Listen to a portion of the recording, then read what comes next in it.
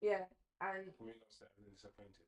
disappointed. Sorry, yeah, and then the internet. I'm upset. I'm like, bro, these are my things to do, but I mean, upset. I'm upset.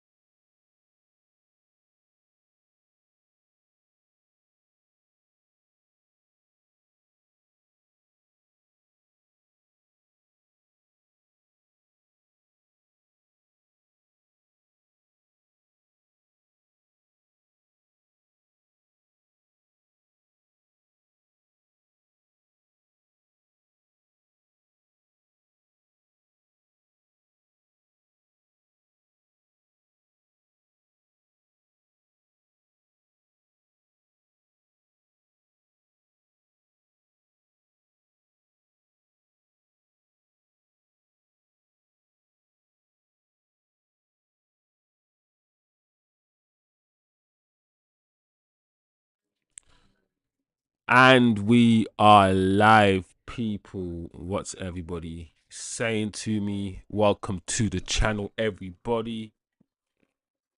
1 second, people. Hope everybody is good. Today's a game. Today is a game that we have to win. I don't care. Guys. A lot has happened since the last time I was online, since the last time I was on stream, including Rashford has played a few games for Aston Villa. He's tweeted. Sancho's tweeted. Everyone's cried, got angry about it. You know, we've had injuries. Ahmad is out for the rest of the season. A lot has happened. Kobe Mainoo's out. But we are here. And the game has kicked off, people. The game has kicked off. And we starting with Zirkzee today. But Zirkzee looks like he's playing in the 10. We're also starting hojlund up front and Garnacho in the 10. So we've got Zirkzee and Garnacho in the 10s. We got Dorgu. It looks like Dorgu's playing left wing back. And Dalot is playing right wing back, which is good. One of the things that we were concerned about is the fact that the manager played Dorgu as a right wing back in his first game. And yes, Dorgu has played on the right hand side for his club. Yes, he has. But we can no longer see Dalot on the left. I think all Man United fans, whether you're top red or whatever you call yourself, I think we're all in agreement that Diogo Dalot shouldn't be playing as a left wing back anymore. In fact, he shouldn't really be playing as a wing back full stop. But if you're going to play Dalot as a wing back, you have to play him as a right wing back. You have to. So anyway, like I said, the game has started, guys. 1 minute 20 seconds on my clock at the moment. It looks like we are starting with Casemiro and Bruno in the double pivot. Yeah. Maguire. I mean, this is probably the strongest lineup he could probably pick with the players that he had available. And I've been saying a long time, I don't understand why Casemiro has not even had a sniff. Like, whether you like Casemiro or not, right? The fact that Eriksen has had games and Eriksen has played. So it can't be the Casemiro's lack of legs, for instance, because Eriksen doesn't have legs either. So something's been fishy. Yes, I know Casemiro is in a lot of money, and that's another reason why the club probably want to sell him, because he's not on a lot of he's on a lot of money, and the club are cutting costs. But this manager needs as many players as he can get. I don't think he has the luxury of freezing players out the squad. Like, when the summer comes, if you want to sell Casemiro and get a replacement in, fair enough. But right now, as it stands, we need players. So we can't be freezing out someone like Casemiro. Bruno's ball to Dalot. But I will say this about Bruno's ball to Dalot just then. That's where Dalot should be. My issue with Dalot playing wing back is the fact that he's not an attacking player.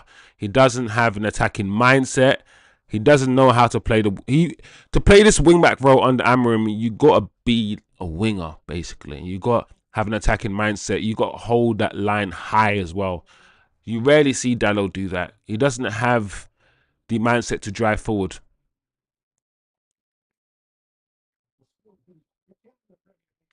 So yeah, hopefully we can see some decent football today. One thing that we don't see with Man United is good football, and this has been going on from Ten Hag.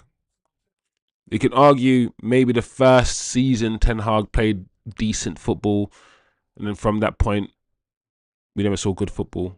And as United fans, we are starving to see good football. We are starving. Absolutely starving. And that's one thing I thought this manager would provide. maybe not instant results, but maybe an instant change in the way we play and almost an instant visual of what his idea should look like. I expected at least the performances maybe to improve under this manager, but individual players not being good enough. That's what I expected to see. Like Louis van Gaal. Louis van Gaal got us playing really, really good football, but you can clearly see that we just didn't have the personnel to execute the moves, to finish the moves. We just didn't have the necessary quality, but the football was there. And that's kind of what I want to see, or I expected to see on this manager. Just the right shape, the right things, the right football, just, not enough quality. But I haven't even seen good football. I haven't even seen the right football, the right shape. I haven't really seen a cohesive.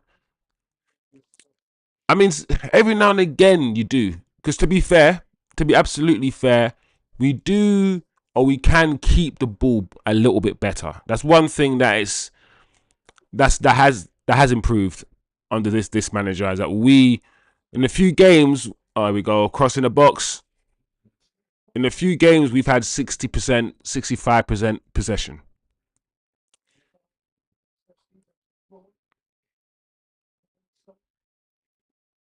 But the football is just not pretty. It's not good on the eye. There we go. Crossing the box, cleared from. Thing about playing Casemiro as well. Casemiro is very, very, very good in the air. And that's something that we don't talk about, how we miss his defense. Oh my gosh. How we miss him defense. This guy just ran past our left wing back like he wasn't there. We're getting pinned back already. Already, guys, we are getting pinned back.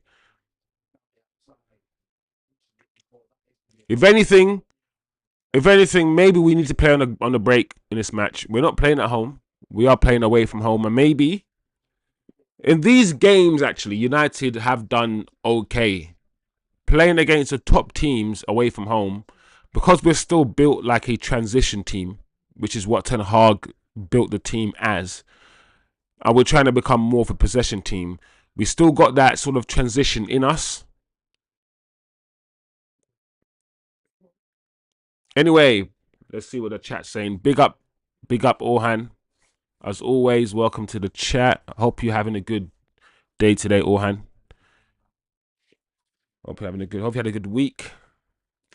And yeah, I hope United win today. But I'm not gonna hold my breath. If I'm being honest, we have enough on this football pitch to beat Tottenham. And before the game started, when I heard about the injuries, yeah, I thought to myself, we are definitely not gonna win this game. But seeing how the game has started, we'll see. We haven't been anywhere near their goal yet, though. Like, we haven't seen their goal. We haven't seen their penalty box at all. Rasmus is going to do his wrestling thing all day.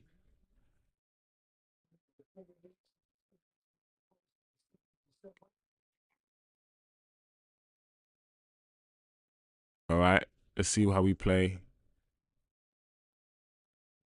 Delete. Oh, come on. You got to do better than that, Garnacho.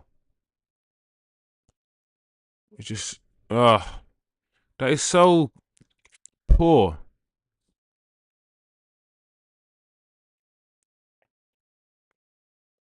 Oh, unlucky Bruno.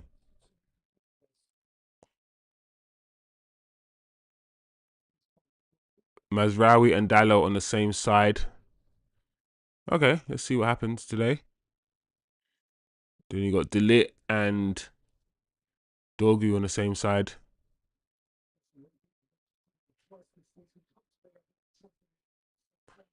United right now, it's a good ball, but Onana's got the ball. Yeah, we were sort of a middle. Well, the reason why that ball was possible, he was onside as well, is because United were pushing up into our mid block.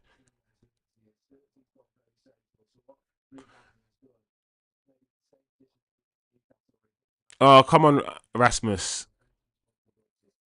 Well done, Zirkzee.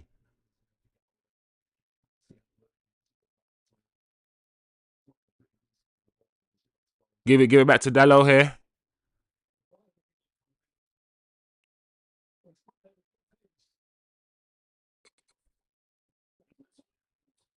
Well done, Rasmus. Got a shot off.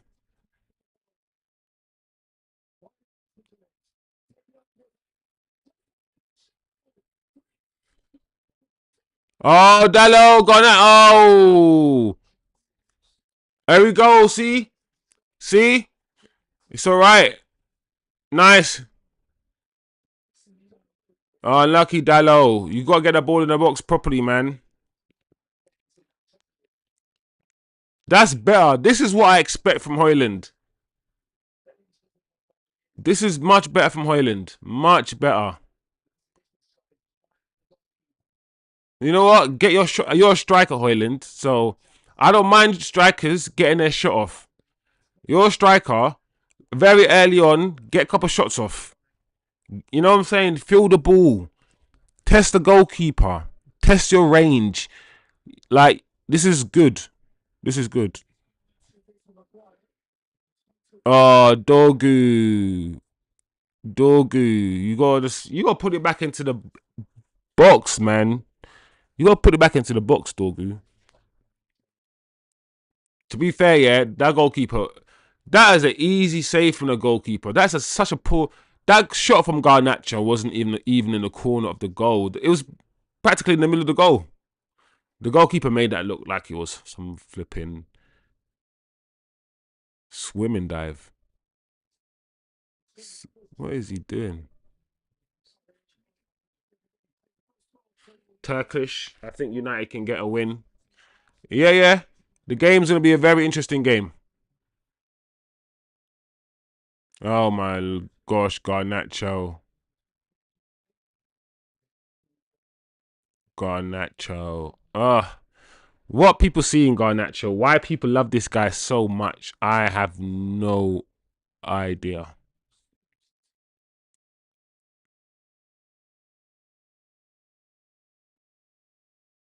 We should have scored there, by the way, guys.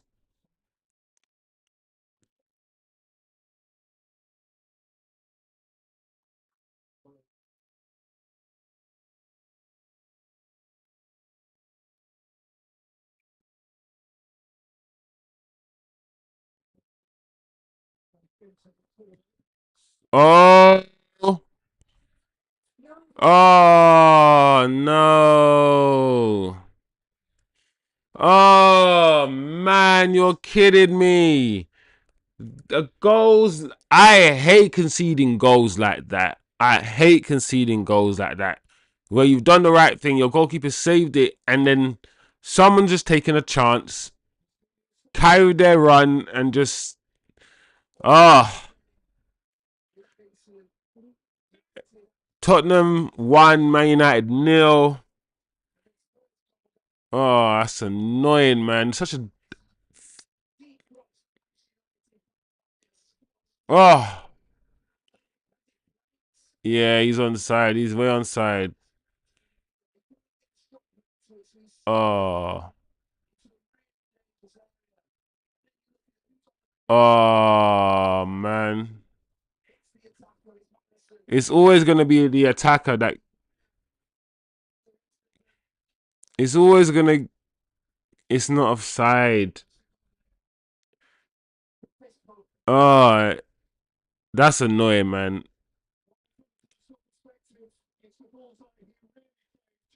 This team is not serious, man. And we just had a chance to score before that as well. That's the thing. We missed our chance to score, and then they go up and score. And it's like, it's always the attacker that's first to flipping react because as a defender, you're not thinking about running in and pouncing on the rebound. Your mind's not thinking about that. You're thinking about defending the shot and blocking the shot. That's what you're actually thinking about.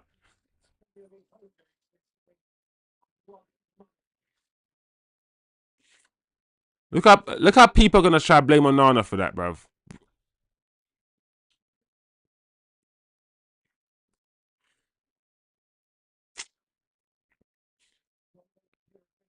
I'm not gonna lie, man. Maybe he should have parried it more to the side. More to the side, but I can't blame Onana for that, man. That sometimes that's just unfortunate, man. The cross, deflected off, hit a next man. The next man shot it. The goalkeeper saved it, and it perfectly parried to flipping. There we go.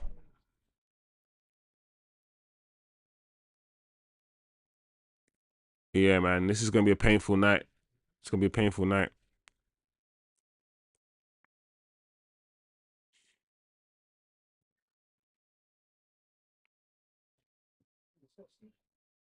Mm.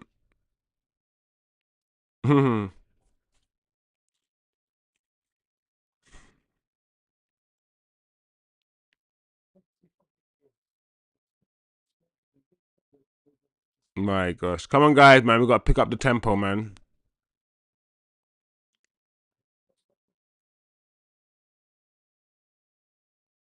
Oh, Bruno, man. That's just not good enough. That is so poor. And he gets away with that all the time, Bruno.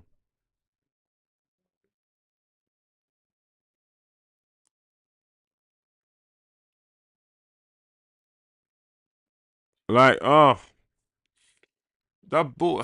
You lift it, man. Think about Bruno, right? He's got no finesse on stuff that he does. Sometimes, yeah, you need him to just finesse something. Like, you need him to use the inside of his foot and just curl it softly, bruv.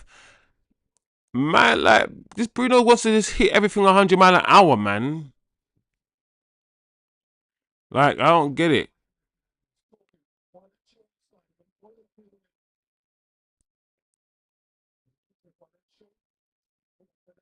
There we go, Dallo.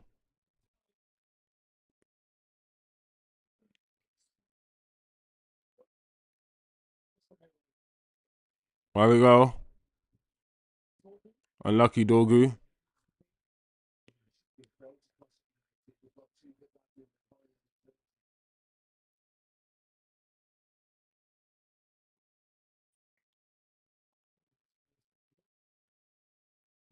Well, if anyone tried to blame the goalkeeper, bruv, they're not serious, bruv. They just got an agenda against Onana. Like, I'm not saying he couldn't have done better, but I'm just saying,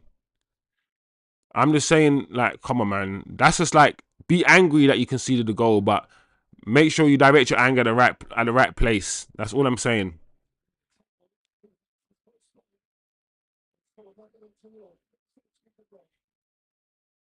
Because the problem I have now, yeah, is everyone's now gonna complain about everything Onana does now. That's because they feel no objectivity.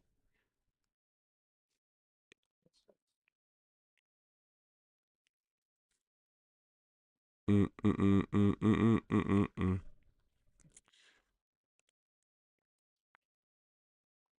Oh my lord, I saw that coming from a mile away. That space there. Look at how Tottenham are playing, man. They're playing so nicely, and all we can do is play on the break.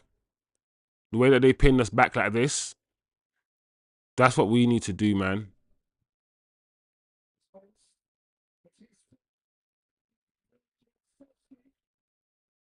Oh,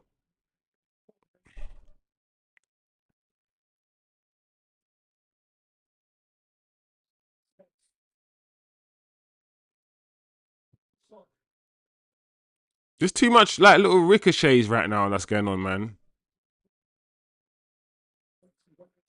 Like it feels like the balls is just coming off so many players. It's so congested. It's offside.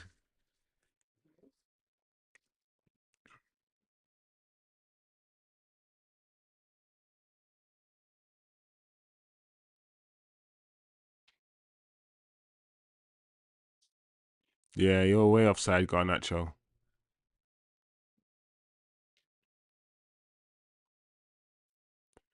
Hmm. We don't know how to get out and progress up the field, man. We need to keep the ball a lot better.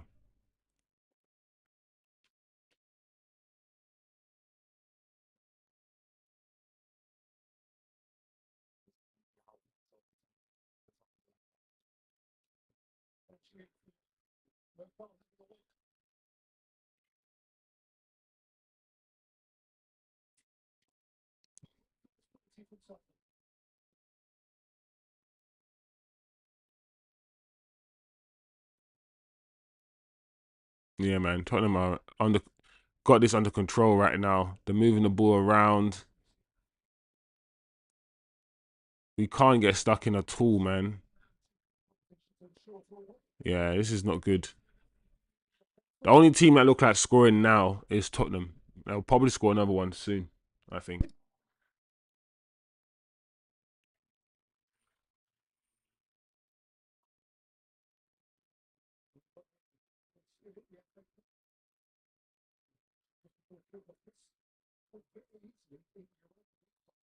Uh,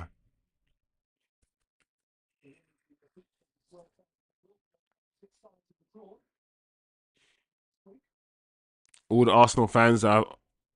I mean, Arsenal fans don't really care about Tottenham right now. To be fair, I mean, Tottenham are 15th and Arsenal like second. But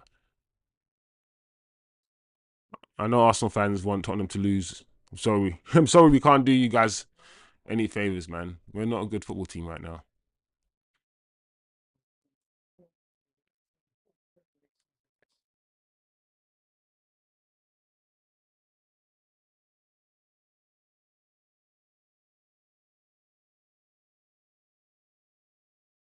And the funny thing about this manager, yeah, this manager talks about training a lot. How he needs time training. He needs time training. Listen, we've spent 10, well, no, not 10 days, but at least 8 days training, a whole week's training. This is the longest time, yeah, we've had to train yet for a while, and yet still no difference.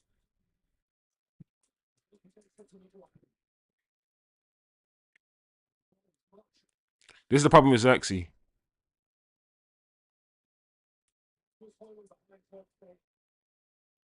Zirkzee, yeah, didn't want to flip and run into the box at all. He just wanted to flip and drop deep, and that's what Martial wanted. Oh, that's nice, Zirkzee. Nutmeg.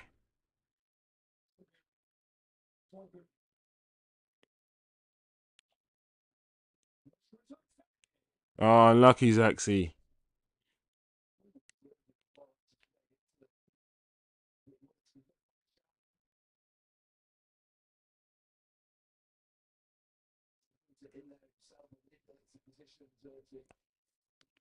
That's decent.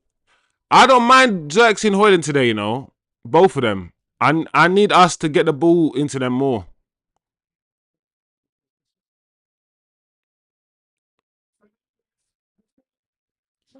Garnacho, how have you missed? How have you missed? And yet people are going to still be talking about Onana. Well done, Zirkzee, that little back heel. Garnacho, you got to score twice now. That is twice. Twice now we should have scored, yeah? So let me get this straight. The clearest chances in the game have come to Man United. The clearest. The two clearest. And we failed to score. Yet Tottenham score from a rebound. Bro, we need to do better, man. We need to do better. Two big chances. We're just wasting it. What is Garnacho? He's an op.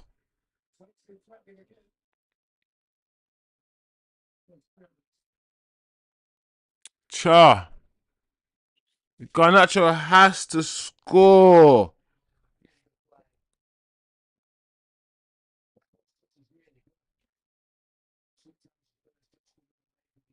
And thing is, Gary Neville's right now commentating, and he's not going to be talking about how poor that finish is. He's not going to actually say it. He's just going to say control and then finish over the bar. He's not going to say, oh, he has to score. He has to score that. You know what? The how you should. That's how you should be talking. Flipping that. He has to score.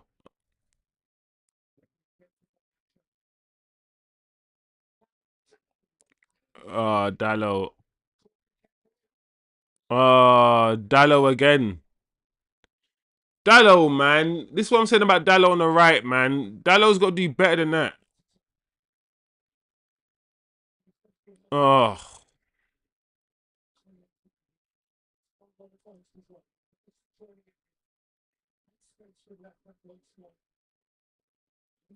Here we go. Tottenham are gonna score again.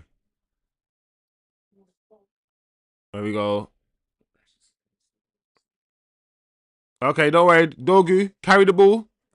Dogu has it down on the left. Garnacho, it's gone wide. Dogu, keep running behind him. I'm not gonna lie, Garnacho hasn't used Dogu once, yeah. Bruno, why you gonna try shoot there? I don't understand, Bruno. There's no reason to shoot. You have two players in front of you, one player right in front, like so close here that the shot went straight. It hit him. In that position, just keep it moving. Pass the ball, keep it moving. Pin Tottenham back. Get them under pressure. Doing that, hoofing, just shooting from that angle, from that position, is just giving Tottenham an out. Losing possession of the ball for no reason. Why am I sounding like that? Still don't understand this guy. I always say, watching Bruno, yeah, play football is like watching someone like on football Tourette's. Like I think Bruno suffers from football Tourette's, as in like he could randomly just like now people with Tourette's randomly say this random stuff. Bruno's that randomly just do some random shit.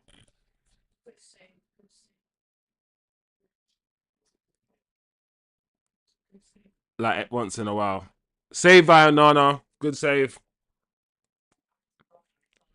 Good save.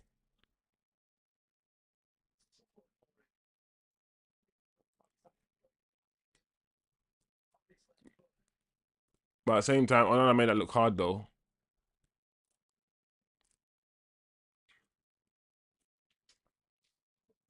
All right. Poll up, guys. Poll up. Is it time for United to consider a new manager? Yes or no?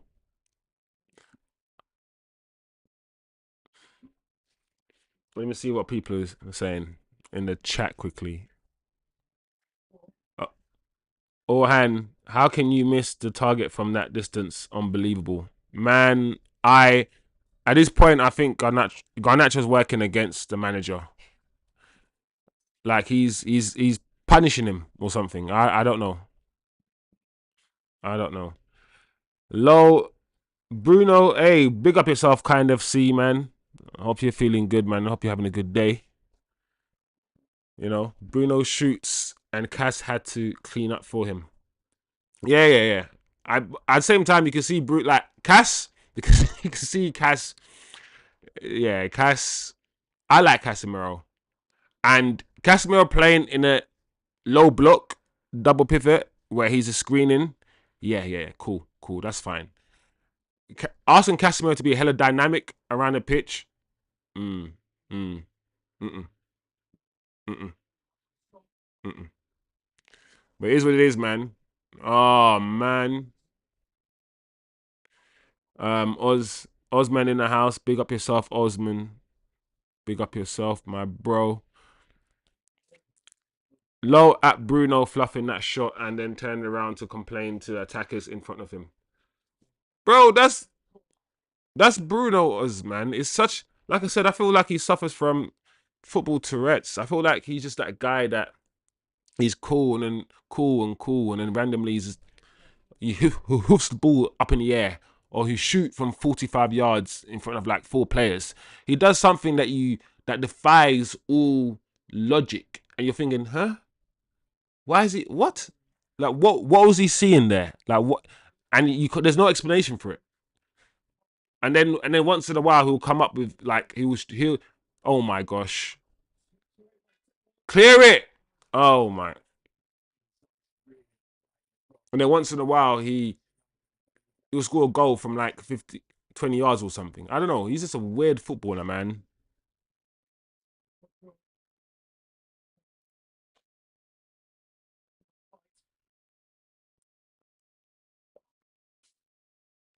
Kind of see. And like I said, yeah, bro. kind of see, man ain't used Dorgu one time. And I know, like I said, listen, I know about these Argentinians, bruv. These Argentinians, they're not serious. Like Dorgu, yeah, has made the overlapping run, yeah, almost every time. He's got an engine. 17 hasn't used him one time. He's just used him as a decoy. Man, like 17, you know.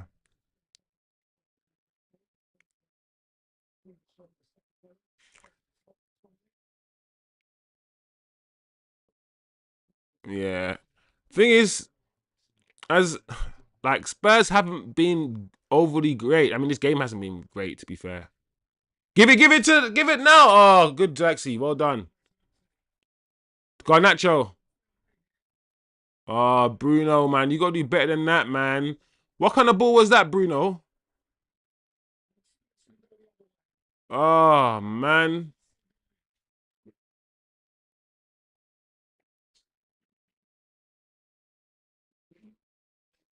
this is crazy, man.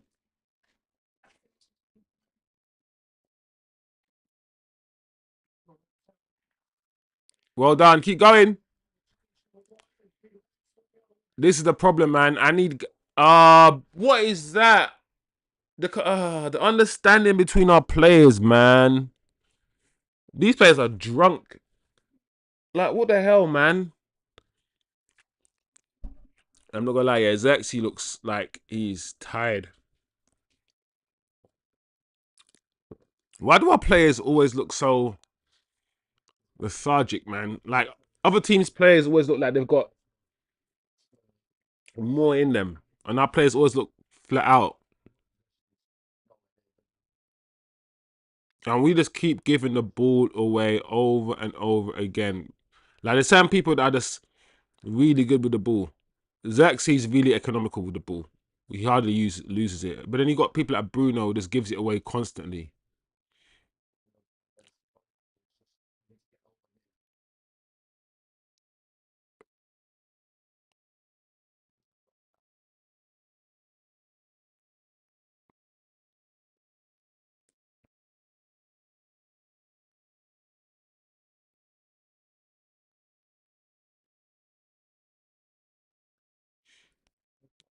See that, yeah.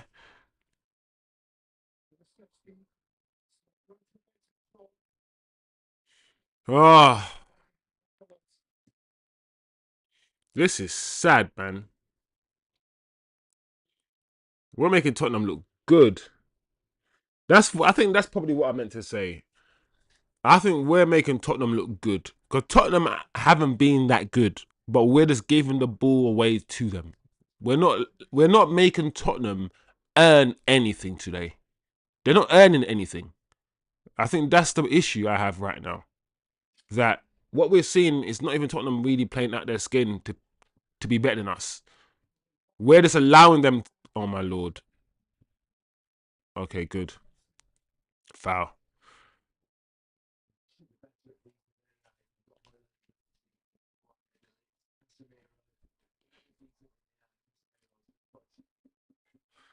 Kind FC. I think that's just Zirkzee's game. He's a big, tall guy. Yeah, he definitely has. Zirkzee definitely has a style about him that also you know gives off a very relaxed, languid. Whereas someone like Garnacho, he runs all sky. You know that these people love a try hard anyway, man. Just look like you're busy. Look like you're busy and you're doing stuff, and United fans will like you.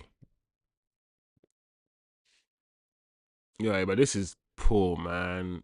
Like Tottenham are just the possession stats as well. Was it like 70%?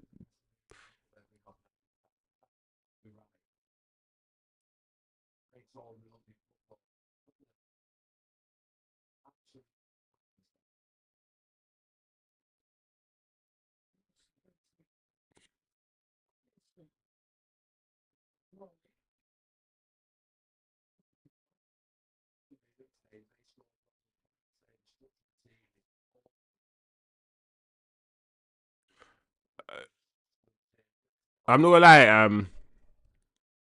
What's his name? Gary Neville right now is saying the structure of the team is awful. I don't know if the structure is awful. I mean, if the structure was awful, I reckon we'll be conceding. It'll be like 4-0 by now. I don't think the structure is awful. This is when you got to be careful because these like Gary Neville's whatever. These guys are not smart, right? They they weren't really that great footballers, but for some reason they control like the sport narrative and the football narrative in this country. Like the reason why we're one of the reasons why we're conceding or we're losing is not because of the structure. We've actually had better chances than Tottenham to score. You could argue it should be 2-1 right now, right?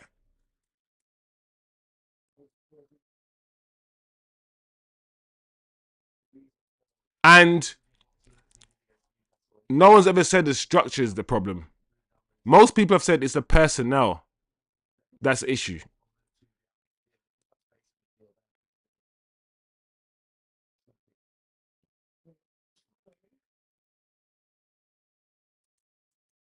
But yeah, I guess I disagree with Gary Neville.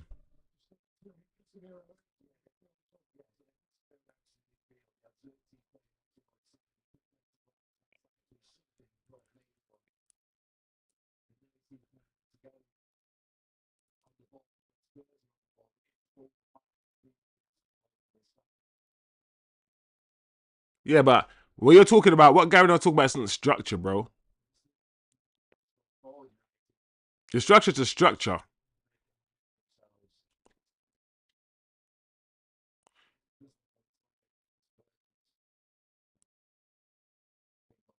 But yeah, to be honest, more people are talking about the 3-5-2 and the lack of midfielders in the middle of the park. But I don't think that's a problem, especially if you've got the box midfield. You're supposed to have two tens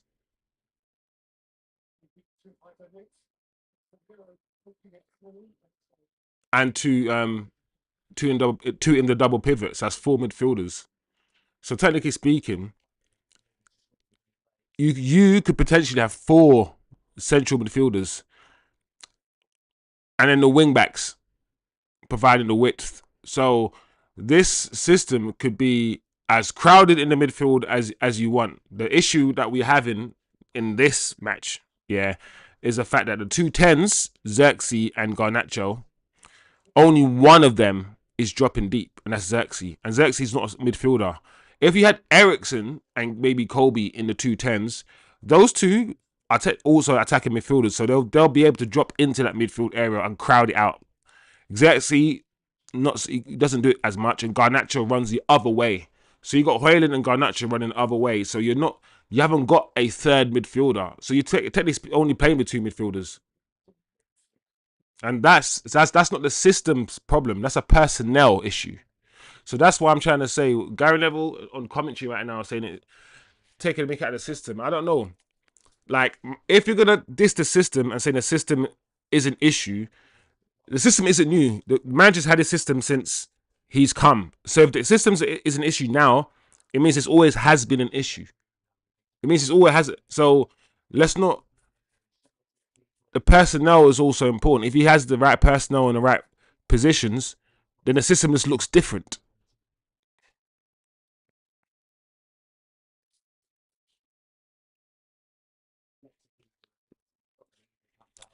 Kind FC, I agree. The structure is okay.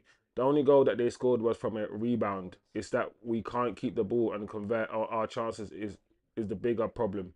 As too many low IQ players out there. Exactly. Exactly. I feel like these guys are just lazy. Like they see he saw Casemiro and Bruno splitting, yeah, and he's like, "Oh, the system." I'm like, bro, what if what if they were told to split? Like, what if that was the manager's instructions? I don't, I don't know. It's just like it's too lazy. It's too lazy to me.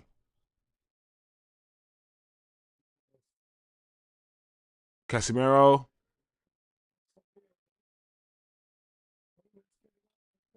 Come on, guys.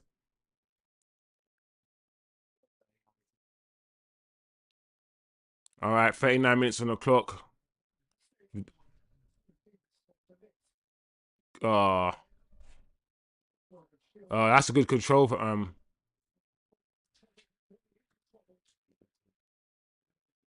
I knew Casemiro was gonna get booked, man.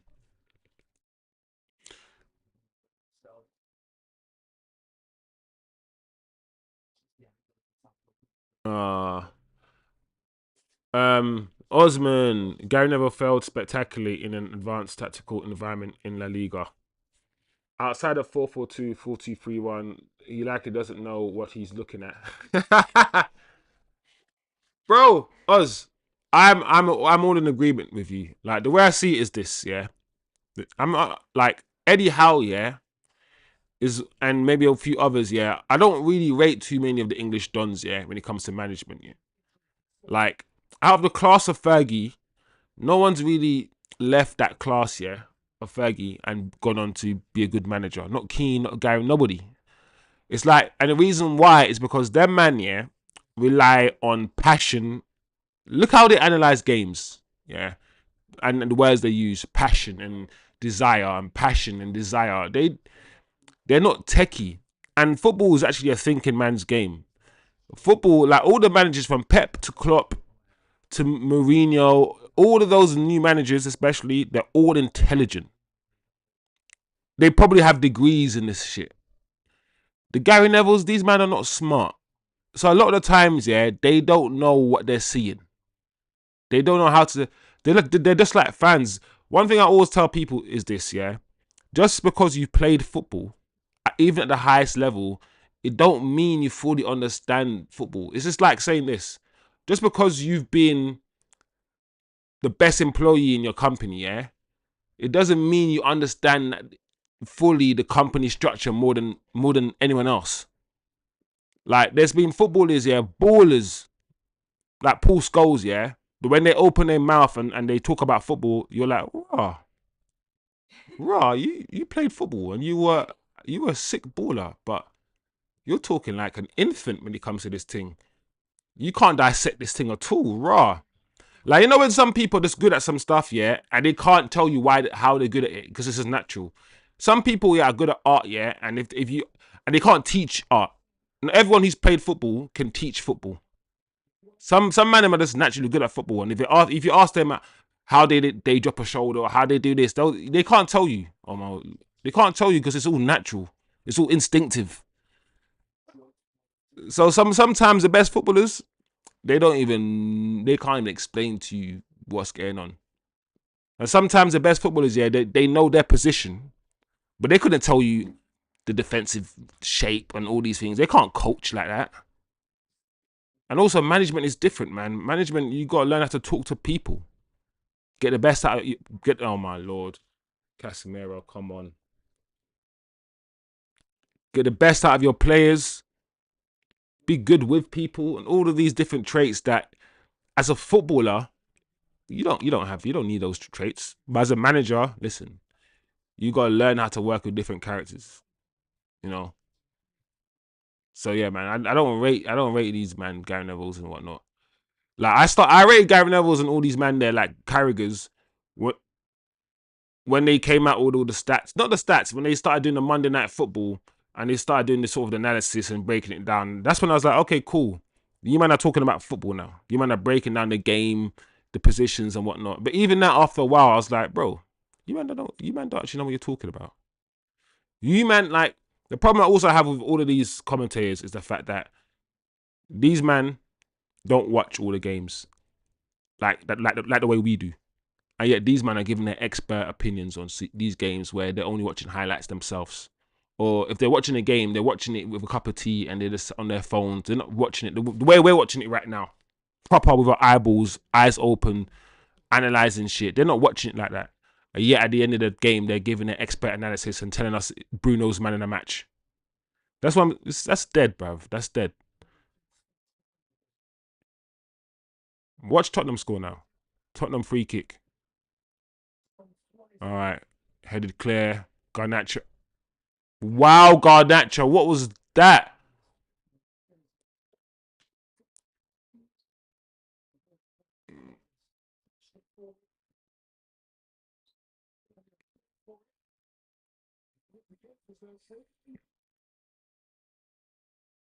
Well done, Zirkzee. Oh my god!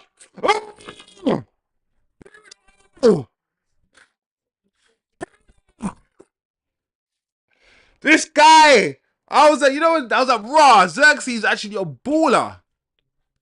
You know when you really see, like, last time I saw a baller like that, yeah, at my club, yeah, was like Anthony Martial, right? He just plucked the ball out of the air, yeah, held the man off, yeah, rolled it underneath his feet, yeah, gave it to Bruno. I think Bruno was so shocked. Bruno, he was just discombobulated. He's like, what? What? How did he? What? I'm like, come on. Oh man. Oh, what you guys say, man? It's a foul, but too soft to be a yellow card. That's on a Casemiro foul, I think. Cas always gives you one of those fouls every game, man. Cass's legs aren't there, and because his legs aren't there, he'll always give you that one little stretching booking a game.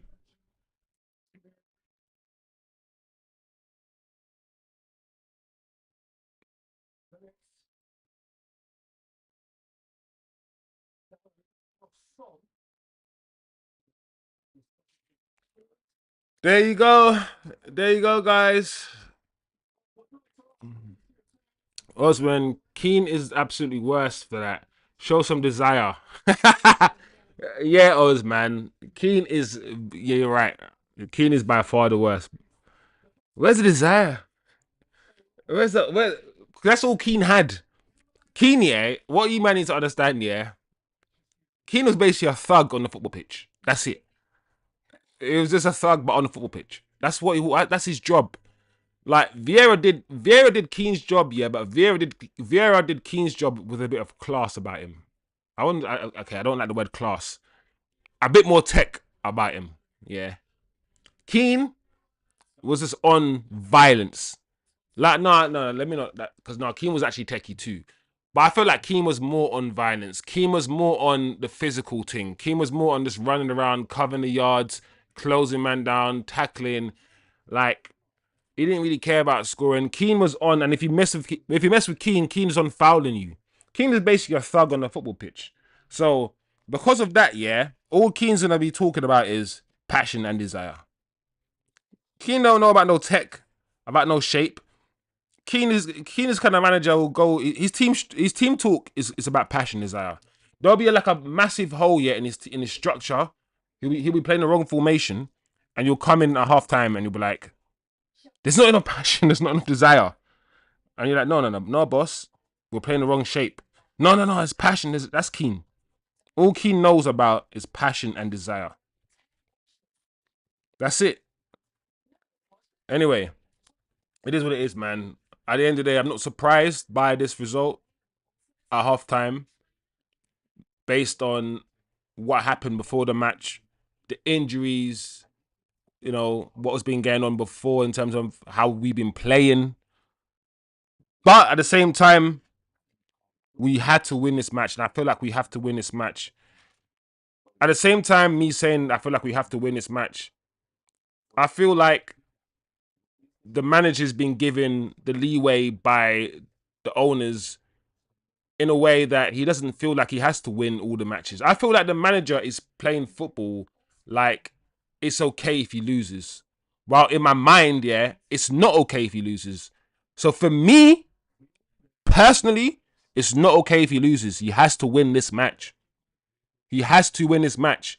However, I think from Ineos's point of view, whether he wins or lose, they're relaxed. And the interesting thing is, we're in the same position as Tottenham, yet we're relaxed. And Pastor Koglu, he is under pressure. So I don't know. Because I feel like this manager should be under more pressure than he is. However, at the same time, we've had chances today to be winning the game. Garnacho should have scored. Garnacho should have scored. Let's keep it 100%, people, right? We haven't kept the ball well at all. You know, we're not playing with 10s in the 10 role. So when that thing about the structure, that comment about structure was made by Gary Neville, I was like, I hear what you're saying, but if we're supposed to play Cunhas and those sort of players in the 10 role, those sort of footballers will be able to drop deep and make a 4-man midfield. And if the wing backs are wing backing, like the way they're supposed to be wing backing, then they will almost be at times the wide forwards. Like the system is supposed to be a bit fluid. The system is supposed to be fluid, so those number 2, number 10s, yeah, if they need to, they can go wide, and the fullbacks can join the midfield. The system is actually supposed to be a bit fluid. So, no, man, it is what it is, man. Zirkzee, I'm happy with what I've seen from Zirkzee today. I'm happy with how Hojlund started off. Listen, I don't hate Hojlund. If you think I do hate Hojlund, I just like good footballers, and I don't think Hojlund's a great footballer. But the first 10 minutes, yeah, when Hojlund was running the channels and he was getting fed, and he had one or two shots off, I was like, yeah, I need my striker, yeah, to take one or two shots in the opening 10 minutes to just. I need my striker to be confident. I need my striker to be feeding himself, and I like that. But after a while, the ball stopped coming to him. It stopped coming to him, and Bruno, hit and miss, man. He's been hit and miss as he always is. Like, I know everyone is inconsistent. The whole team is inconsistent. But Bruno, when you want more from this guy, he's just spamming things. He's just not being careful with the ball as well. And in that double pivot, he's playing that double pivot role the way he plays the number 10 role. When he just loses the ball a lot, he tries everything. But listen, when you're playing that deep, you got to keep the ball better. And that's one thing I've said. When Bruno plays in that deeper role, he has kept the ball better. But today hasn't been one of those keep the ball better days. It hasn't been. So, listen, Onana, like, I'm glad none of the commentators are talking about how it was Onana's mistake. Yes, Onana could have parried it wider. But even if Onana parried it wider, Maddison would have got it. Maddison was the first person to react. He would have saved it. The only way that Maddison would not have scored is if Onana caught the ball. And the ball had too much pace for him to catch it. So he had to parry it. So, and now looking back at my screen, we're watching a Garnacho miss. Again. And these are the things. Tottenham never had a chance like the Garnacho miss. Tottenham never had a chance like this. It's absolutely insane that not only did he miss, he missed the target. The best player on the pitch right now, the player for me with a better performance, the best performance right now, the player whose ability is shining through the most right now at this time is Zirkzee for me. When he gets the ball, I feel like something's about to happen. And it's so sad that he doesn't play that often. He doesn't play that often. Anyway, guys, as usual, I'll be back in a second. Bye.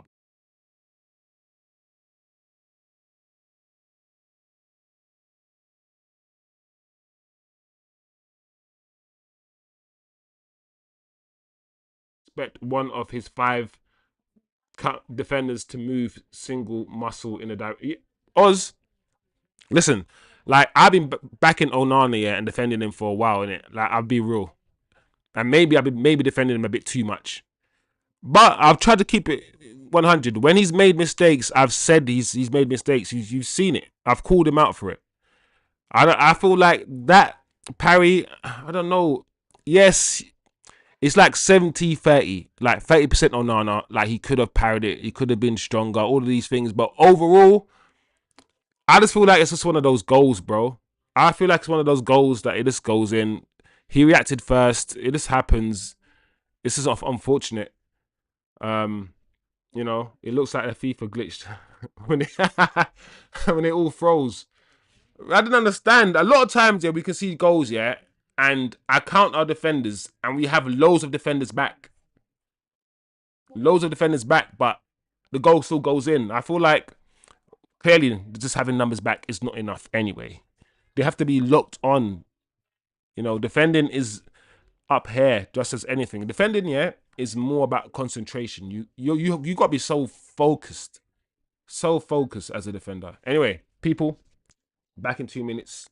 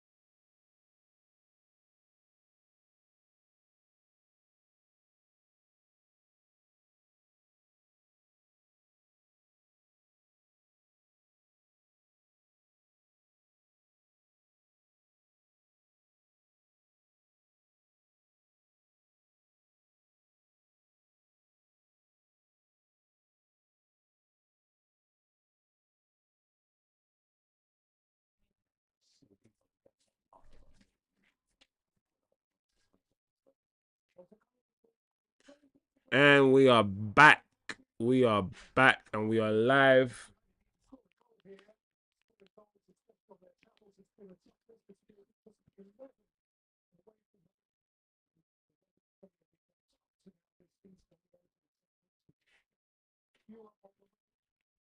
Like the way the camera panned to the youngsters.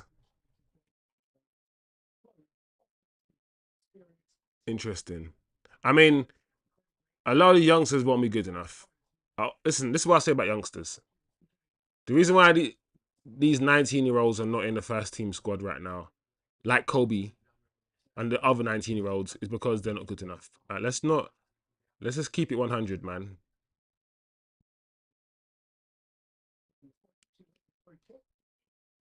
Like 1 year he's 17. Is he 17? 1 year he's 17 and he's starting for Arsenal. Like, if you're good enough, you're good enough. Back in the day, I used to be always in touch with the academy players and who's gonna break through. But now I'm like, do you know what? Unless I see them play in the first team, I'm not gonna invest in sort of any academy players. Because every year there's so many. There's always so many. There's always Makedas and all of these guys. Listen, when they break into the first team, then I'll focus on them.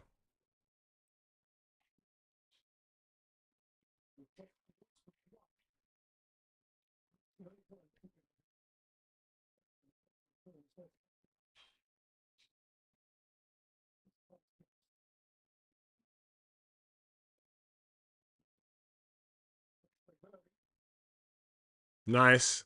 All right. Let's see if we can start well. Let's see if we can get the ball and move the ball. Oh my lord, Bruno again. Did everyone just see what Bruno just did? We all saw what Bruno just did, right? That is crazy. Like, that's insane.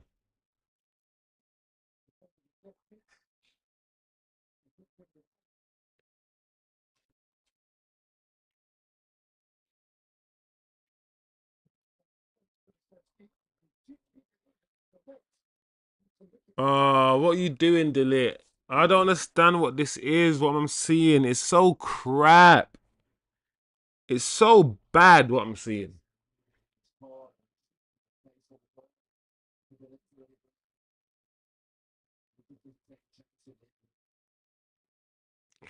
That all started from Bruno, you know. Bruno just blasting the ball against a player like right next to him. I just don't understand stuff like that. Why did he just do that?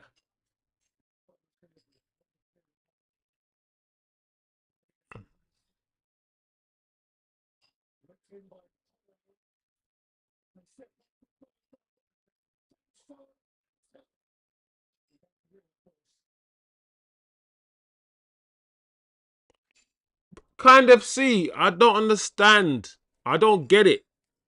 Like, I want someone needs to explain to me. It's so, like I said in the first half, this guy's he's got football Tourette syndrome.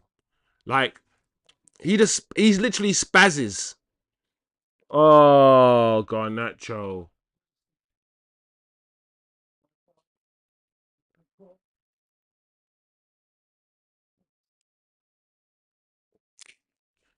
I'm tired of watching Man United. This is not. It's not a pleasant experience.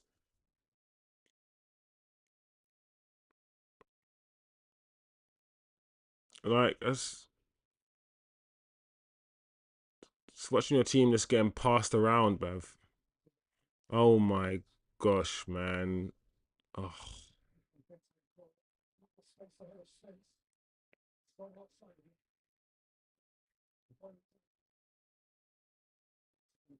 See, like, even across from Tottenham are not even playing well. It's just two really bad teams, yeah. What we're seeing is two really rubbish teams play each other.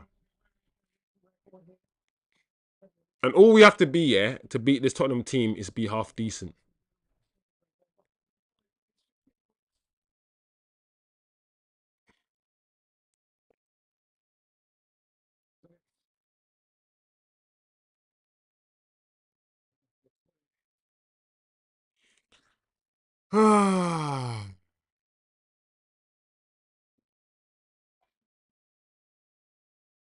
Garnacho, man. Garnacho's been the worst player on the pitch.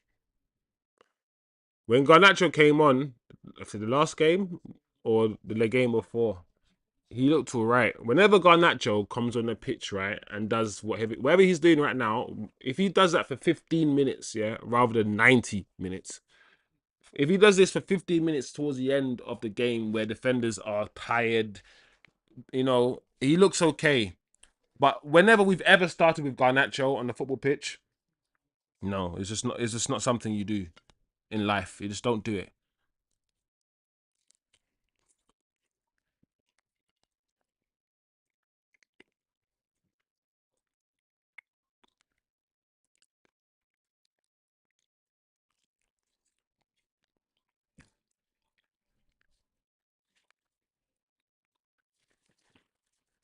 We need somebody, yeah, with like Zirkzee's tech, yeah, with like Rashford's pace when he was 18. Not Rashford's pace now. We need like someone with Zirkzee's tech, yeah, with an 18-year-old Rashford's pace. Oh, Garnacho. This is one of the worst. Garnacho is so. Think about Garnacho's performance today. No one's going to talk about how bad he was. Right now, yeah, Garnacho's performances and his misses, it's a 4 out of 10. But no one's going to talk about it.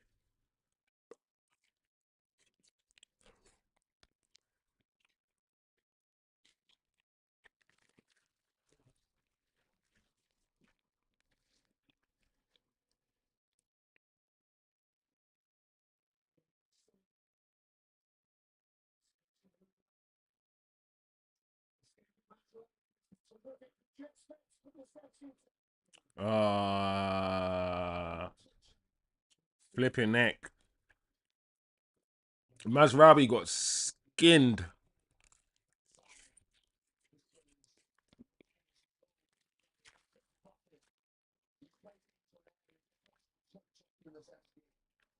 Kind of see, I don't know what Rasmus is doing, man.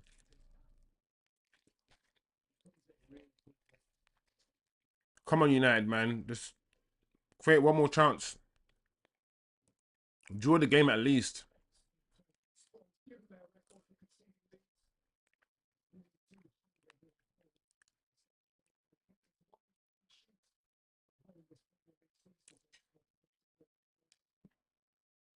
Offside. No? Oh, Dallo.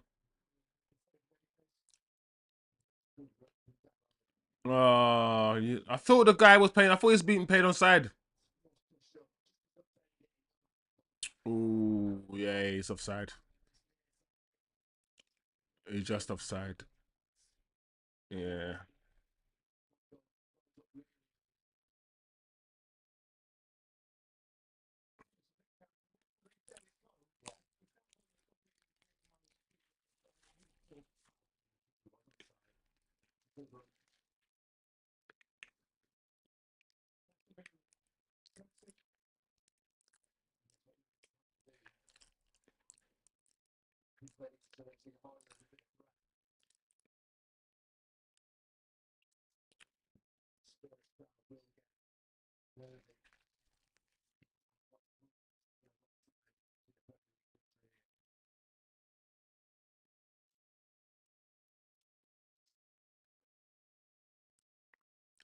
Oh, come on, United, man.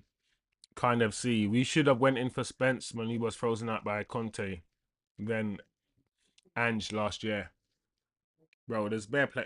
I hear that though. I hear that. He looks alright, you know. He looks alright. Go!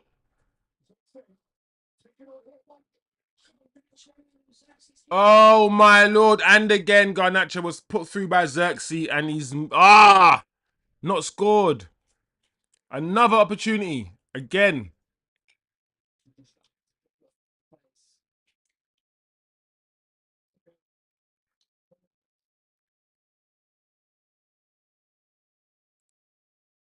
Well done. Come on, keep going, keep going. Zirkzee, you should be in a box, man. Well done, though.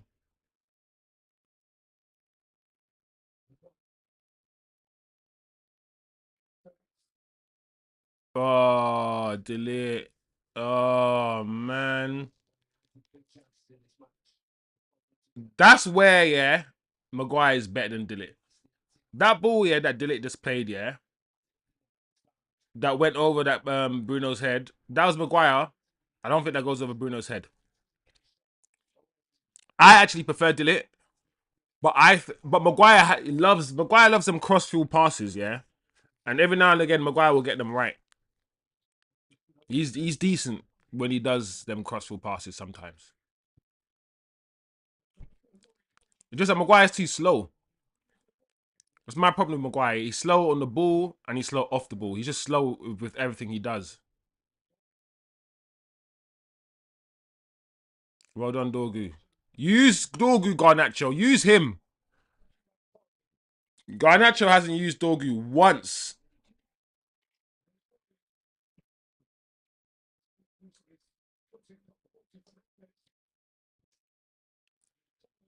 Oh, Dallo. Dallo. That's a problem with Dallo playing wing back, man.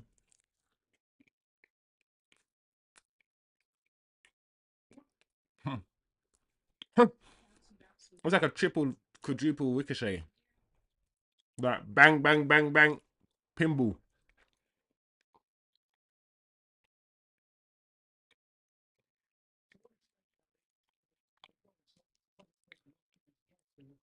Dorgu's been alright today, you know, but we need to score.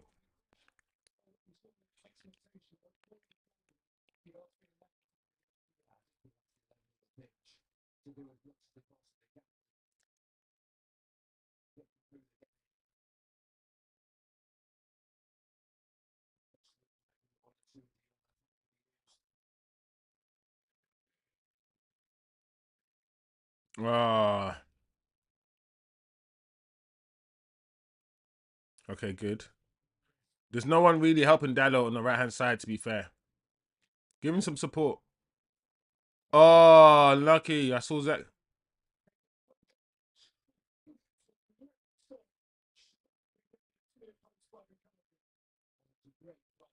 Why did Zirkzee stop? Did Zirkzee think he was offside?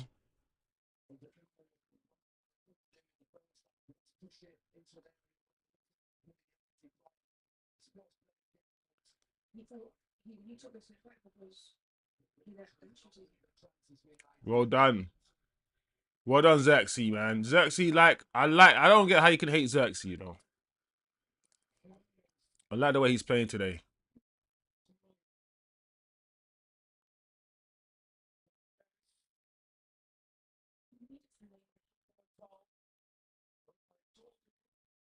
Oh, Garnacho.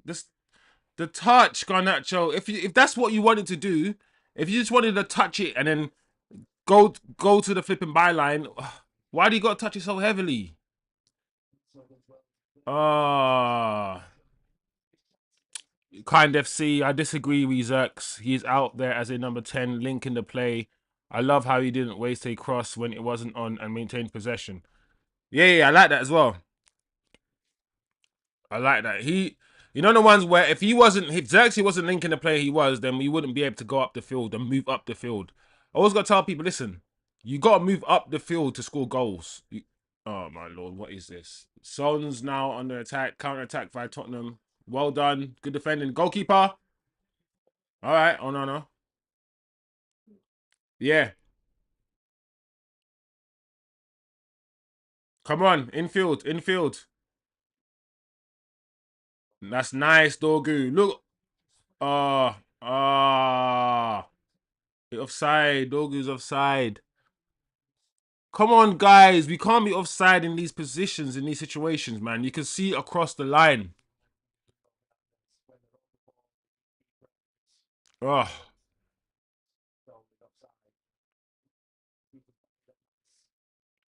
my problem with people like Gary Neville, yeah, they only talk about Bruno Fernandes when he does some good things. Bruno played that ball, yeah, and Gary Neville wants to praise Bruno.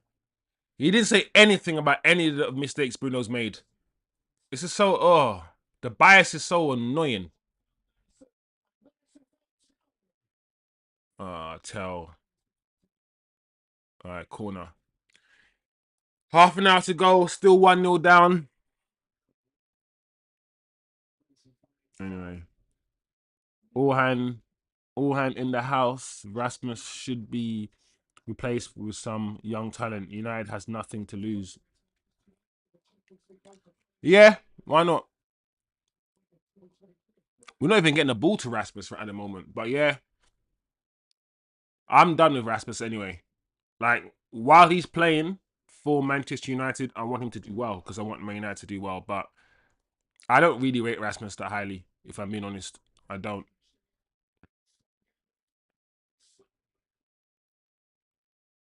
Son's shot deflected out for another Tottenham corner. United are under pressure again.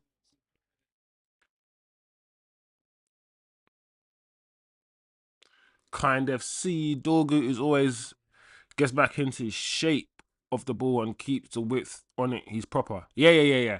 Like, to defend, yeah, he's not gonna be the best defender in it because he's not a defender. He's a wing back.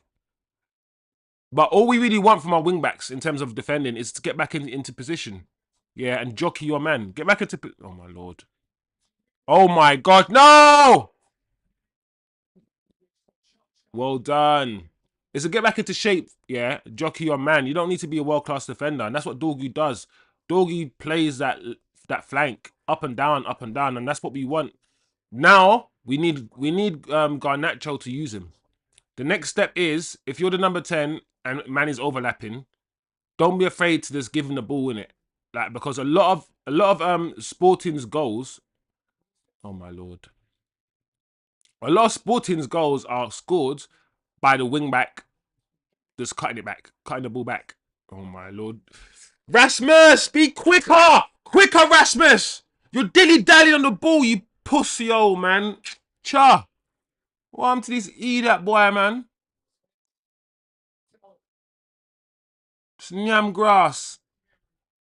Oh my lord.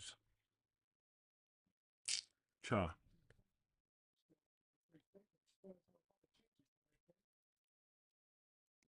Kind of see. Bruno was so slow on the ball. The idea was good, but the execution. That's the problem with Bruno. The execution is often really bad, yeah, but he gets the points for trying.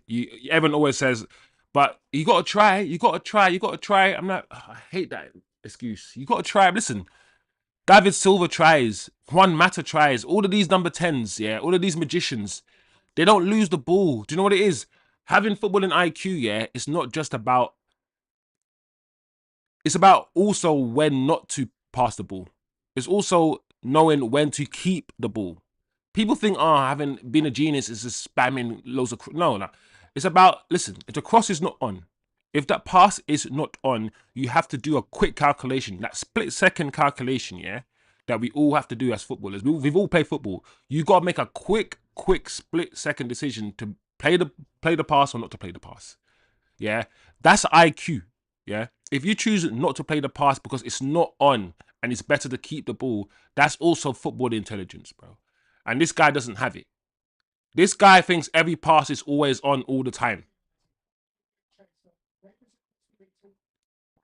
Okay, Rasmus. Well done, Rasmus. Held the ball up.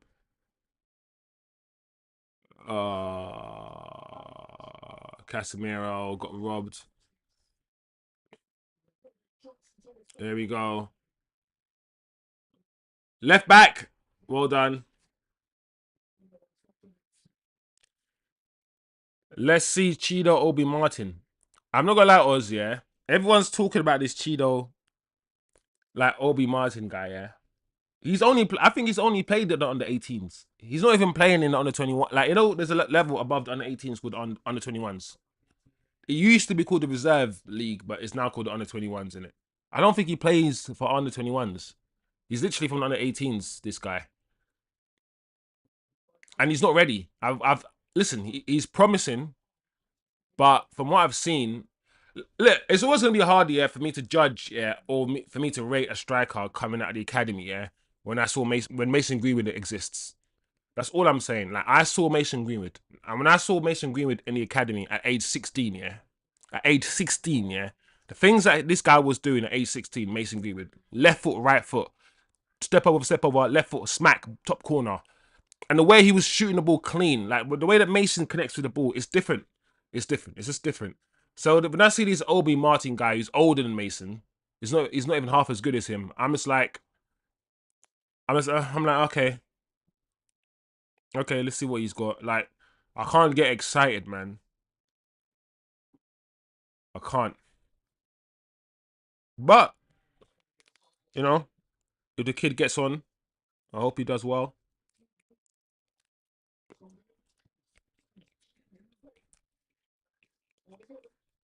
Another corner.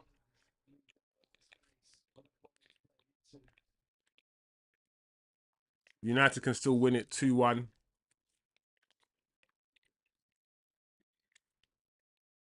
I'm not gonna lie, the way the game's gone, we're not scoring. Like, if we can't score the chances that we were given, like, it's just one of them games. And it's not even the manager's fault fully, because I think the manager almost played the strongest team he had available.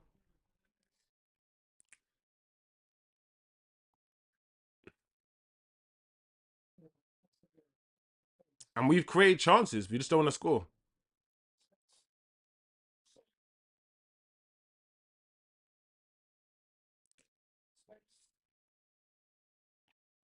With Spence, man.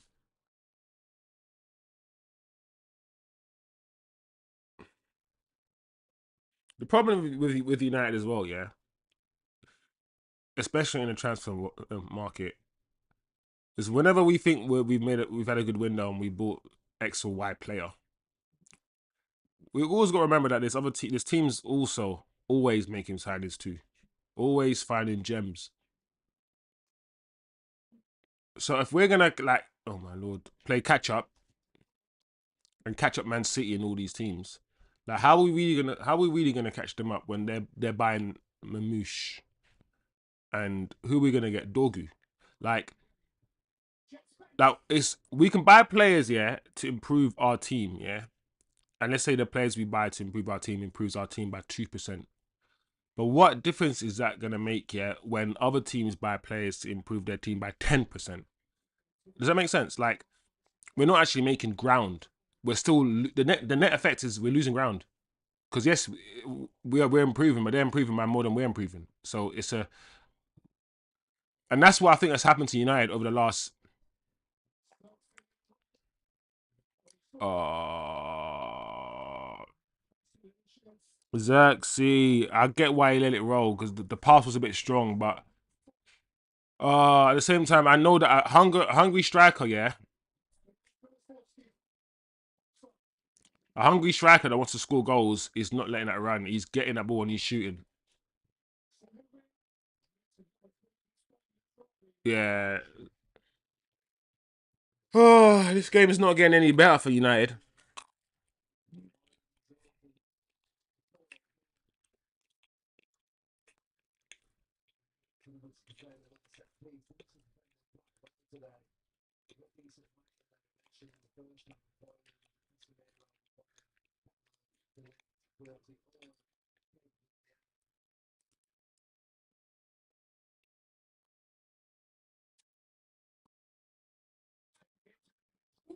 Oh, I thought that was Son. We conceded from corner against Tottenham before, didn't we? So he tried it again.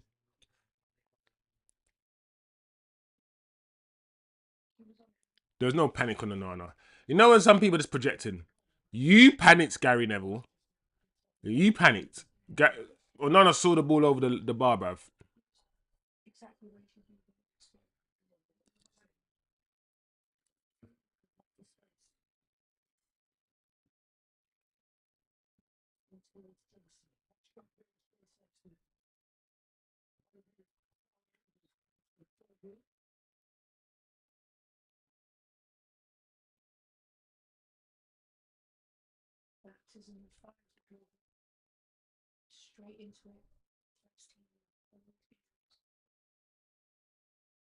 That's nice, Bruno. There we go. Let's see what we can do.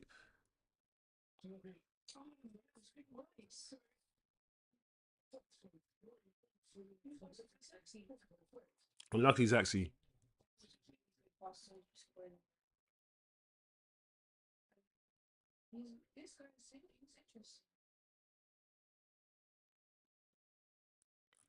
Bruv, yo, clean Spence out, bruv. I'm tired of this guy, bruv.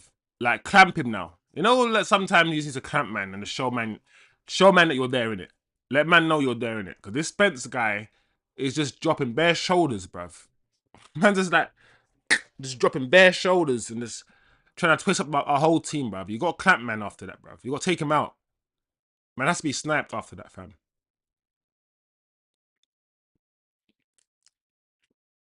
Man's just bare, just twisting and shit. Nah, I don't want to see that, bro. Trying to make my team look dumb.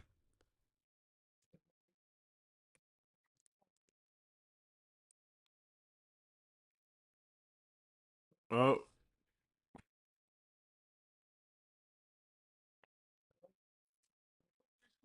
Oh, Zirkzee! Oh.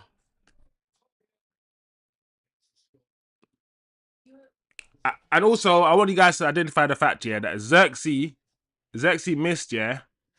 And the first thing Gary Neville says, yeah, he has to score. You know when I said earlier on, yeah, when Garnacho's missing all those shots, yeah, and Gary Neville never once says he has to score. Never once put the pressure on Garnacho like that. He just said, oh, Garnacho missed. And as soon as Zirkzee misses that chance, he has to score. Do you know what I'm saying? It's the bias is it's easy to be seen. Oh, this game's annoying. This game is annoying because the game is not dead. The game is not dead, and if we were a better team, we're beating Tottenham. If we're a better team, we're beating this Tottenham side. Right. Oh, it's so frustrating to watch. Like, if we had Amad Diallo.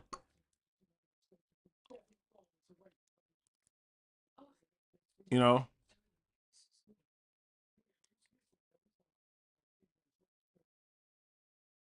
Wow, look at the away goals. Amad Diallo. Kind of see why is Rasmus cutting in the first place. Give it back on the overlap. Yeah. Some of the decision making, man, from some of these players is absolutely diabolical, man. Amateurs.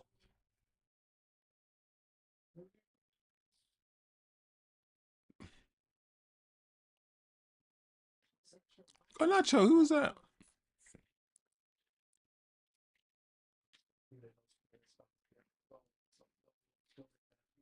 That's Spurs are nervous. You can feel the nervousness in the stadium, man. Come on, guys. If we score a goal now, I reckon we beat them.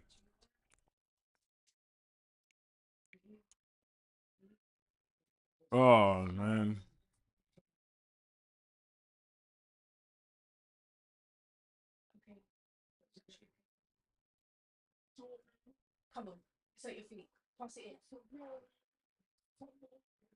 Oh, Cass, what were you trying to do there?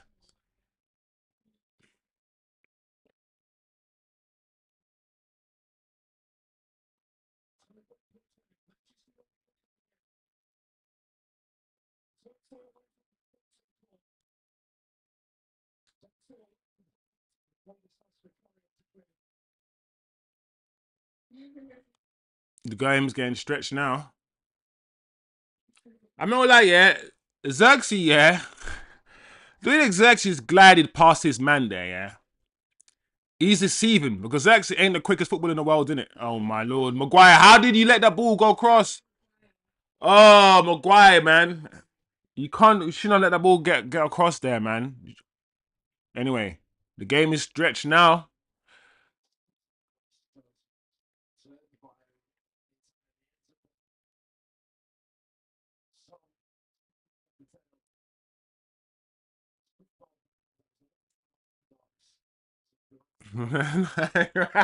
Nah, big up kind of C stuff. You make me laugh. No, you're right. Usually my volume's low in it, to be fair. But usually when I'm watching the game, they piss me off so much here that I just end up either like having the volume really low or muting it. Just like today, I've just decided to have the volume normal in it to get the little bit of atmosphere of the crowd, whatever. And so I'm hearing Gary Neville just chat. Also, to be fair, I always hate when Gary Neville commentates on Man United games. I don't mind it when he commentates on other games. I feel like he's less biased because he's a Man United fan. You can tell that he's just his emotions are getting the best of him when he's assessing the game live. Oh my lord, garnacho, bro. It's all right.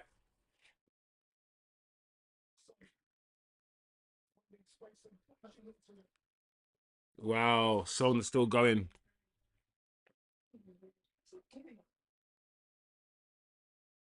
Well done. I'm just here laughing at Maguire. That's all I can do. Remember Maguire's feet, yeah? I was like, bro, he just could have sorted his feet out. I was like, even that cutback where I think, Maguire, you got to cut that cutback out, yeah? And he still got to Son. Like, bro, just be quick with your feet, bro. Like, I don't know what I'm on this you. Maguire emptied the tank just to make it back on the play. Had nothing to challenge for the ball. It was malfunctioning. Oh man, that's funny. He's a fridge anyway, remember? So it fits.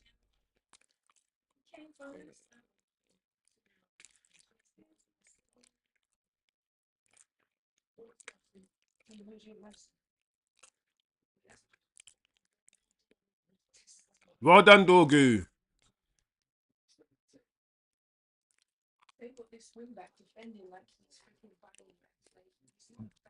Yeah, man, Dorgu. One thing that I've seen, Dorgu's alright, man. One thing I always got to look at. If you join Man United and we're playing crap, and you still put in some decent performances in a game like this, it means that when we start playing well, you're gonna look even better. Once Garnacho starts using you as an overlap and using you as an option, and once you get the ball more, once the team trusts you, the team don't know you right now, so yeah, they don't really trust you like that. But in time, they're gonna start trusting you. I think Dorgu's gonna be all right, man. He's gonna be fine.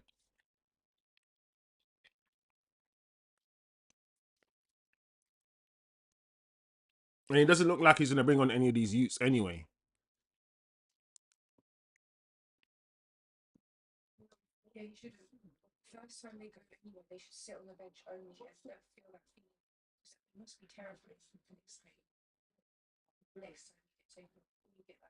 Once again, yeah, Bruno tried to do something slick.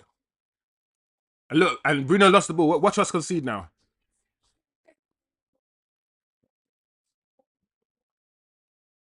See, the difference is Onana parried the ball then, but it fell to a man. Use Dorgu! Use Dorgu! Use Dorgu! Oh.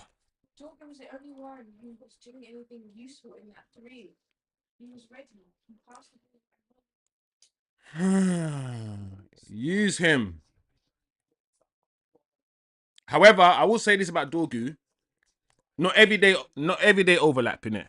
Dorgu also, because I tell you what it is, right? Because Garnacho is already holding that left flank, yeah. Garnacho's already pretty wide anyway when Dorgu does the overlap. So sometimes I feel like Dorgu also, only because Garnacho doesn't play the 10 the right way, Dorgu also needs to do the underlap run as well. He also needs to do that sort of that inside run. Oh my lord, the ball, the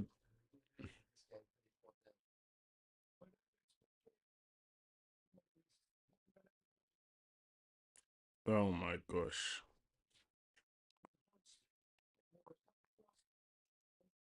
this is annoying, man. This is annoying. This is it's such a frustrating an hour and a half. Uh, Watching Man United is an experience. It's an experience. I promise you.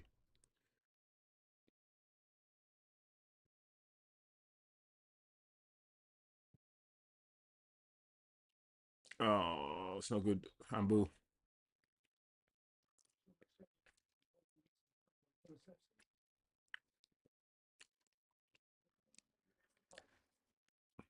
There's certain players here who've done nothing today so far, and these are the players that have done absolutely nothing today, in my opinion. Garnacho, Asmus.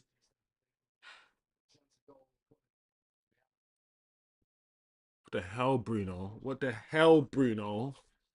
What the hell, Bruno?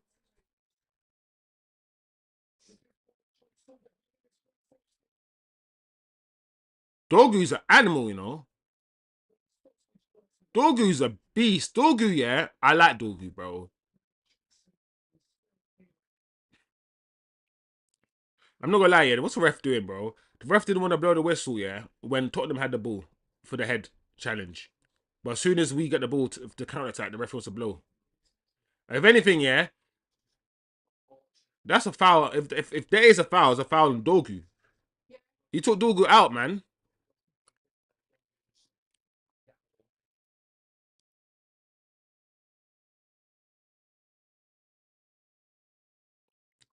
Kind of see Zirkzee is our best press resistant ball playing six. the man said ball. The man said ball playing six. You know that's jokes. It's true. Imagine if. Do you think Zirkzee could play there? Just picking the ball from the fence. There we go. Go on, Zax. Go on, Zax. Bruno, do the right thing. Dogu on the left. That was too much on it still, Bruno. Can Bruno? Oh, Dorgu. The ball to Dorgu from Bruno was so shit. That ball, yeah, to Dorgu from Bruno, it's not even a difficult ball to make, but he sent Dorgu so wide, man. And the way I like the way in that movie, yeah, Zirkzee was pointing to Bruno to do the right thing. Because I don't think Bruno was going to do the right thing. Bruno was going to do some stupidness. Uh,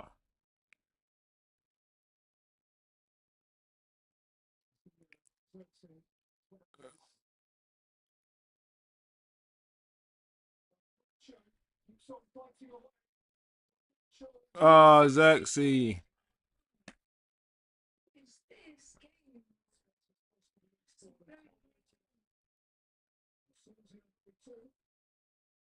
Zirkzee, man. I'm not gonna lie, that kick from Zirkzee looked hella slow motion. Like, you know the ones where even that shot from Zirkzee looked languid. Like his whole style, yeah, his whole laid back style. Even that shot, yeah, that volley, that air shot was just slow.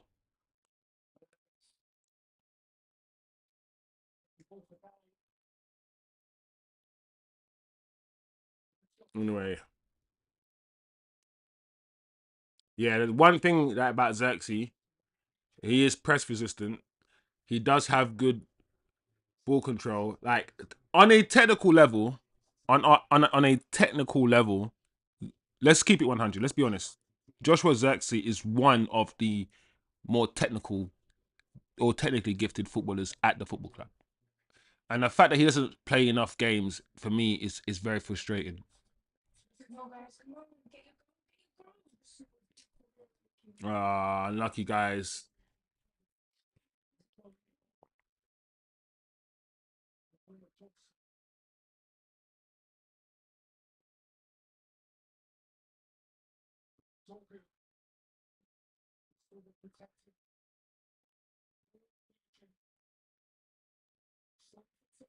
These guys need us. I think we need to make a sub. You know, I'm surprised the manager hasn't made a substitution yet because I feel like the players are tired.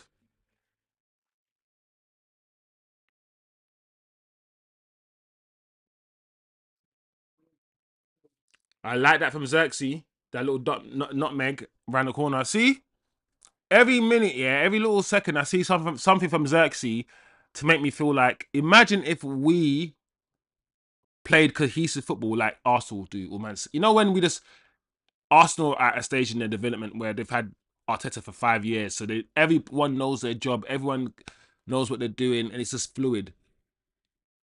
And imagine Zirkzee in a system that's fluid, cohesive. what would he look like rather than playing this kind of football that he's currently playing. You know,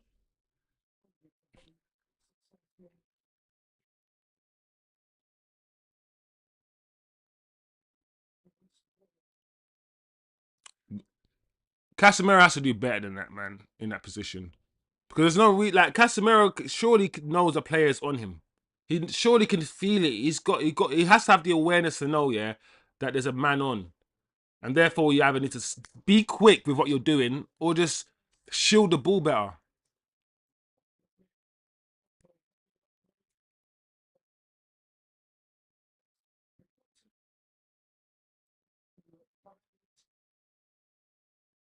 We need a sub. 17 was way too deep on that Dorgu cross. Yeah, yeah.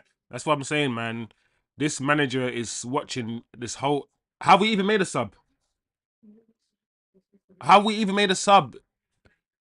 This guy here has played the same team. He's not made one single change for a whole 90 minutes of football. And the funny thing is, yeah, players have been injured. So this manager has left the same players out for the whole 90 minutes of football. And this is not like this is Premier League football in 2025, where everything's about running. It's not really football. What we're watching now is far removed from what we were watching 15 years ago. It's an athlete's game now. Yeah, you got to run like a blue-eyed fish now, and it's like this man is not making no changes, bro. A full 90 minutes of football. That's crazy, man.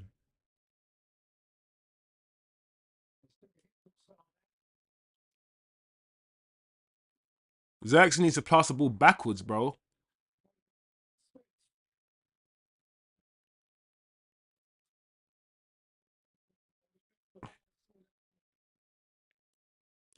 2 minutes left. Cass haven't played in time. Sub him. Yeah, yeah, yeah, yeah. No, no, you're making a point. Cass is rusty. He hasn't played in a long time, so I can't be holding him up to certain standards and expecting him to be, you know, fully switched on. But I can only see I can only comment on what I see in it, and that's what I see. Man, it's a bit slow to the yeah. And plus, he hasn't played in a long time. I'm so surprised Casemiro is still on the pitch. So surprised Casemiro is still on the pitch. Especially the fact that he hasn't played in a while. This manager's letting these players die on their knees, man.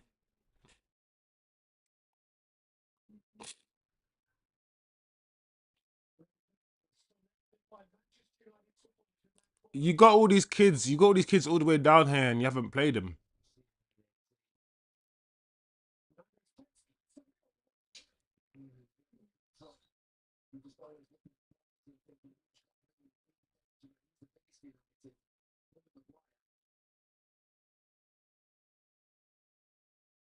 Mm.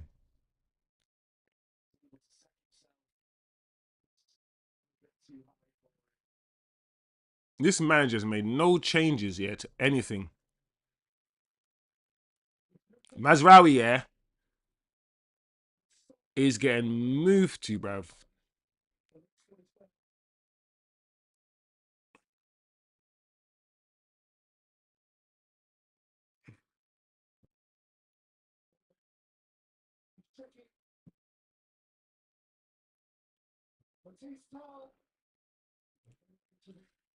Ah, this guy is a very stubborn manager.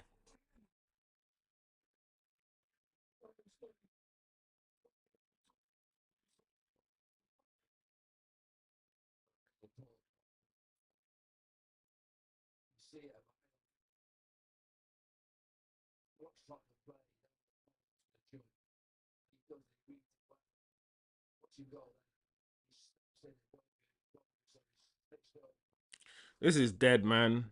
I can't believe 90 minutes.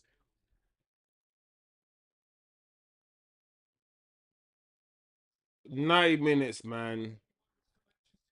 I feel sorry for Dogu. Welcome to Manchester United, Dogu. And now last minute, we put the kid on, the 17-year-old. Obi. 17, right? Is he? He just said he was 17 or 18.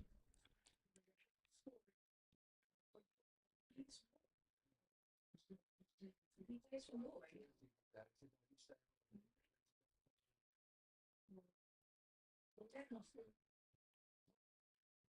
Oh, Vision was still there. Wow.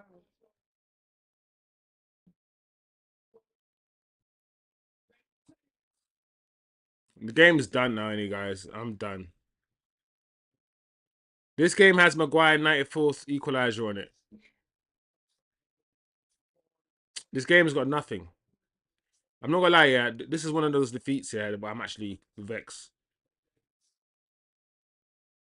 Because we didn't need to lose this game. Like, they weren't better than us. We've had chances. The manager should have probably, like, give us something to buy into.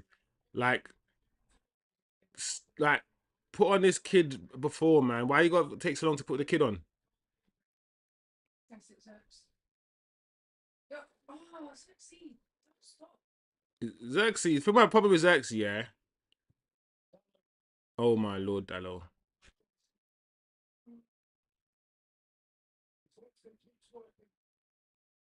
Ah.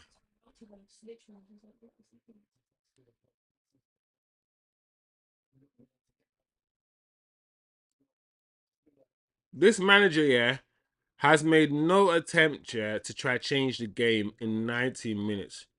He sat there with the same team that started. He made no changes at halftime, no changes in 60 minutes, no changes in 70 minutes. And yes, there's no senior players on the bench, but come on, man, these players don't play 90 minutes these days. Like, most coaches make changes during the game to freshen things up, at least.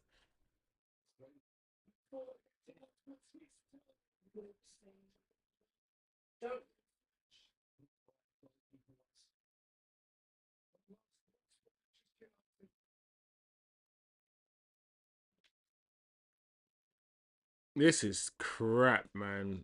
We couldn't score one goal against this Tottenham side after all the chances we had.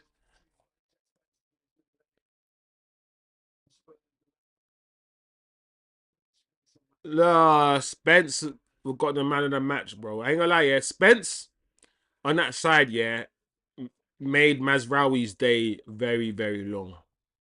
Mazraoui thought he was gonna have a usual 24-hour day, but his day is like 30 hours. Like, I don't know how he's managed to get like an extra 6 hours. But you know when someone makes your day long, and it's done 1-0, straightforward win for Tottenham. From their perspective, you could argue it was an easy win in a way. They didn't need to score a second goal. One goal was all that needed it.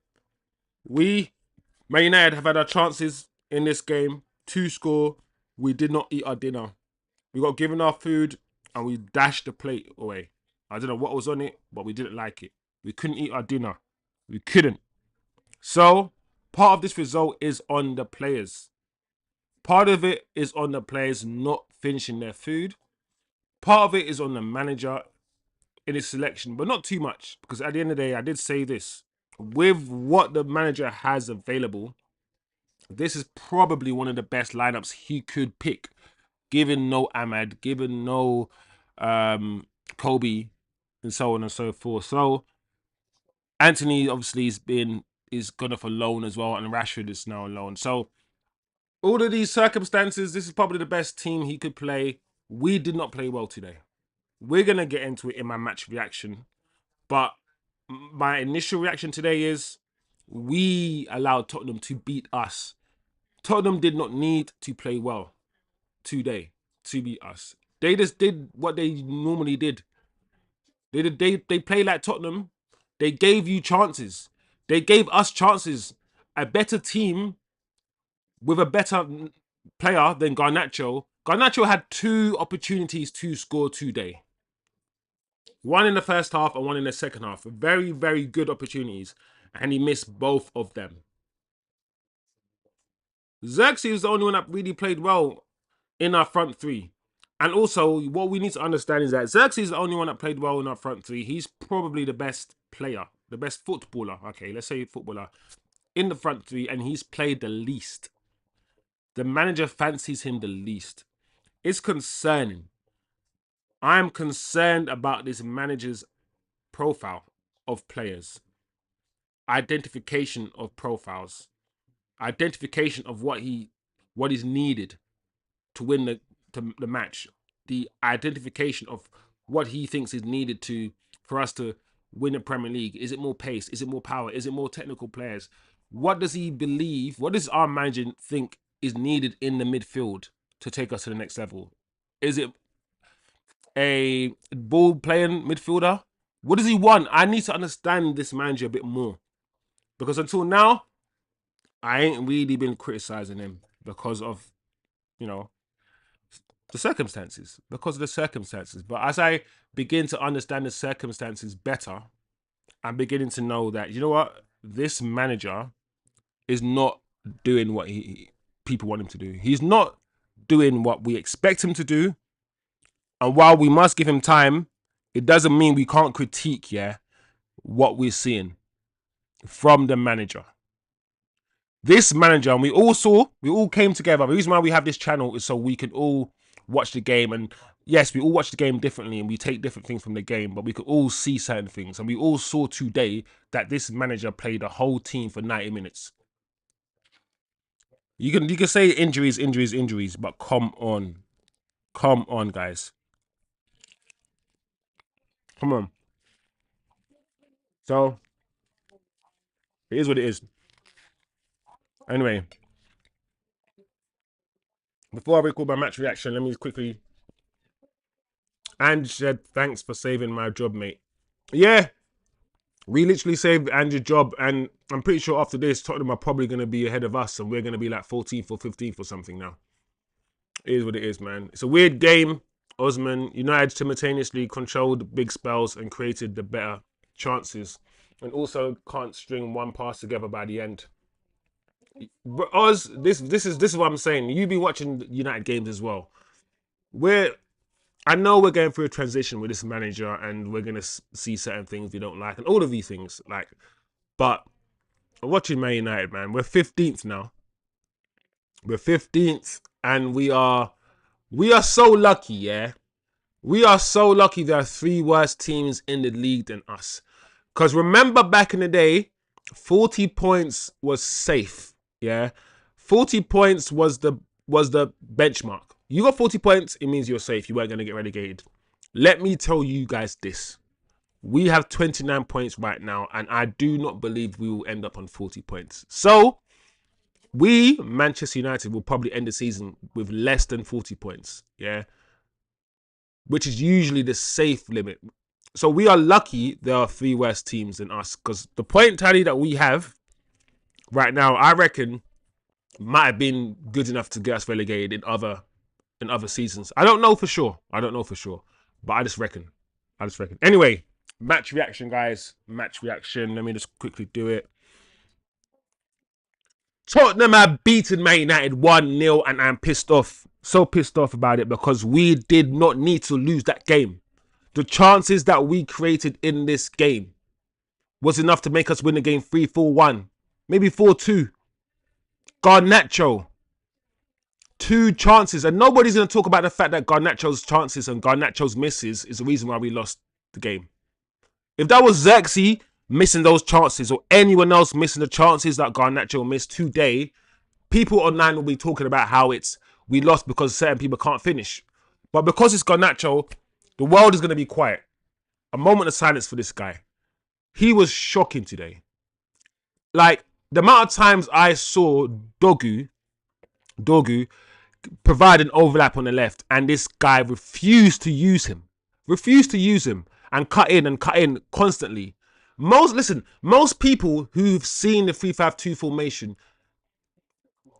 at its best, whether it's Sporting, whether it's Bayern Leverkusen, the wing backs provide a lot of the goals. The 10s usually give the ball to the wing backs, they cut it back for the striker, goal. Listen, the fact that this guy refused to use Dorgu so many times shows his lack of IQ, and the fact that he missed the chances he missed fully pissed me off. And we rejected £60 million for this guy. This guy who can't play in the inside 10. He could only play wide. This manager talks about how he needs an inside 10, but keeps playing Garnacho. And Garnacho just keeps playing wide. It's like he doesn't play the position you want him to play. He's hogging the touchline that Dorgu needs to play on. And then there's Rasmus Hojlund, who actually started the game well. Rasmus started the game well, had a few shots off, got a few shots off, but died, not just because of himself, but because the midfield wasn't giving him the ball. Casemiro and Bruno. Shocking today. Both of them. Casemiro tried his best. His first game back for a while. He hasn't played for a while, so we must keep that into consideration as well when we're assessing him. However, he wasn't that good today. On the ball, he was okay. Few misplaced passes. But as usual, we can see that he's better in a low block. He's better in a low block because he's not the most mobile at this stage in his career. That is clear.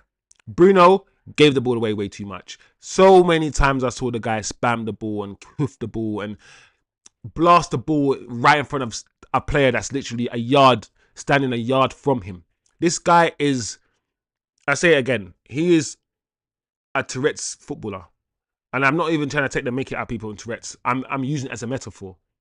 It's objectively, this guy will play nice and then spasm. He will do something crazy like hoof the ball in the air. Do something mad like blast the ball in front, like in someone's face who's only standing a yard from him. We can't have a player like that, yeah, play in a double pivot. We cannot have a player who can't dribble, can't move, can't drop a shoulder, play in that double pivot. We cannot. That double pivot wasn't good today. Yeah. Zirkzee, listen, of all the guys on the pitch today, Zirkzee was the only one I thought that when he had the ball, something could happen. Usually it's Ahmad for us. Today it was Zirkzee. He was the only one who offered something. And he wasn't even that great today himself. But at least when he was on the ball, he showed a bit of quality every now and again. You know, he made a bit of space. And he showed a bit of pace as well. He's deceptively quick on the ball. Deceptively. The wing backs today, Dalot did Dalot things. Dalot, I don't want to see Dalot play wing back on the left. And we didn't get it. We got Dorgu on the left. And Dorgu played good today. Dorgu showed us why we need wing backs. And if we continue to understand the purpose of the wing backs in the system, and we utilize wing backs properly, we will be dangerous. We will be dangerous. Listen, it's not like Dalot didn't provide width or didn't do anything.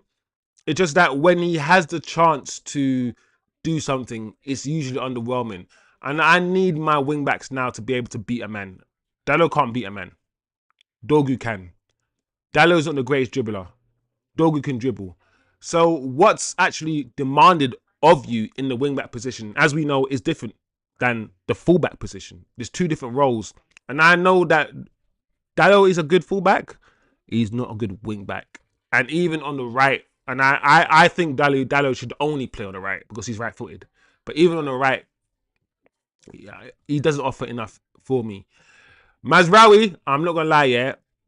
Whether you can argue it was also because of Dalot as well, but Mazraoui got spun so many times by Spence, man. I couldn't believe how many times I saw Mazraoui just on the floor on his bum. And as much as we were like happy that we got Mazraoui, because Mazraoui on a technical level, as a footballer, he's one of the best technical footballers we have. We're now starting to see that on a athletic level in the Premier League, he's getting bent out. He's getting spun. He's getting run down, chased down, blown out. Pause. Like he's like wingers are moving to him. It's not the first time we've seen it. Against Southampton, that Southampton winger destroyed him. So technically, on a footballing level, especially if we are having the ball a lot, great. But on a counter against quick wing backs, Mazraoui is on his arse a lot, and we have to call it out. We have to call it out. Ligt had a decent game today. A few passes astray, but other than that, I didn't really see he did too much wrong. Maguire Maguire's one of those guys where he played okay today, but if he had a better game, what I want from Maguire as the one defender doesn't really mark anybody, because we play in the back three, sometimes a back five, and often Maguire's not marking anybody. And when we have the ball, I kind of want that defender, that Maguire defender, that sole sort of centre back, to step forward, or at least the guys beside him to step in and step up. I don't want all three of them to be standing in the line, just passing the ball to each other, passing the ball to each other, passing the ball to each other. We need to create dynamics. We need to create passing lanes vertically. So I still need Maguire to do more. All in all, the first half, we created chances to score. And the second half, we created chances to score. And you could argue that the match could have ended 3 or 4-1. We were losing for the whole game. And this is what brings me to the manager now. We were losing for the whole game. And the manager does not make a change until the 91st minute and brings on Obi Martin. Why? Every game that goes by, every game we lose, the manager does something or does things that makes me no longer push those things to the side. Because before, you push those things to the side and say, do you know what? He's new to the league. He's finding out the plays, so on and so forth. But as time goes on, I can no longer start pushing these things to the side, and I need to look at what the manager is doing, because a lot of these games we're losing. And we're losing because the manager is not picking the right team as well. I think the manager has bottled an opportunity to affect the game, or make a hero of one of the young G's. One of the young players. Bring them on for Rasmus Hojlund, because Rasmus Hojlund was offering nothing. After the first 20 minutes, he didn't do anything at Hojlund. You could have taken Hojlund off after 70 minutes and brought on Obi Mikel. I think the manager missed an opportunity there. He really did. Disappointing. Very disappointing game today. And as somebody said in the chat, I think this manager has saved Angie's job. Our manager has done it. So, I don't know. Man. Like I said, I want this manager to succeed at this club. I really do. But I'm now starting to see things that he does that directly negatively impacts the team and impacts the game. And I need him to start doing the right things, starting the right plays, making the right decisions, making the right substitutions, profiling the players right. I need him to start to understand the players that he has and knowing where they should play. And if you have to use the youth, use some of the youth. If you use the youth, right, I reckon the fans will have a bit more patience with you. So maybe do that. Anyway, I think Pence for Tottenham, yeah, I understand why he was the man in the match. He tore Mazraoui a new arsehole. Pause. This pause culture is long. It's long. But yeah, he did that. So yeah. For us, from my perspective, Zirkzee was United's man of the match. And we need to see more of Zirkzee. We do. It's not all about. I'm trying to understand. Maybe the manager likes pace and power, so he thinks he has to play Rasmus Hojlund. But it's not just about pace and power, man. Play Zirkzee more often. We play better with Zirkzee. Anyway, guys, let me know what you guys thought of the game. This manager he's under pressure. He's under pressure. Like I said, from my perspective, United should not be finishing in the bottom half of the table. Definitely shouldn't be finishing lower than 15th or anywhere near that position. But I believe that Ineos, the guys higher up, they've given him some sort of free pass this season. Because they didn't back him in January. They didn't give him any plays in January apart from Dogu. So they must have in their heads that, do you know what? Cool. We'll wait till the summer.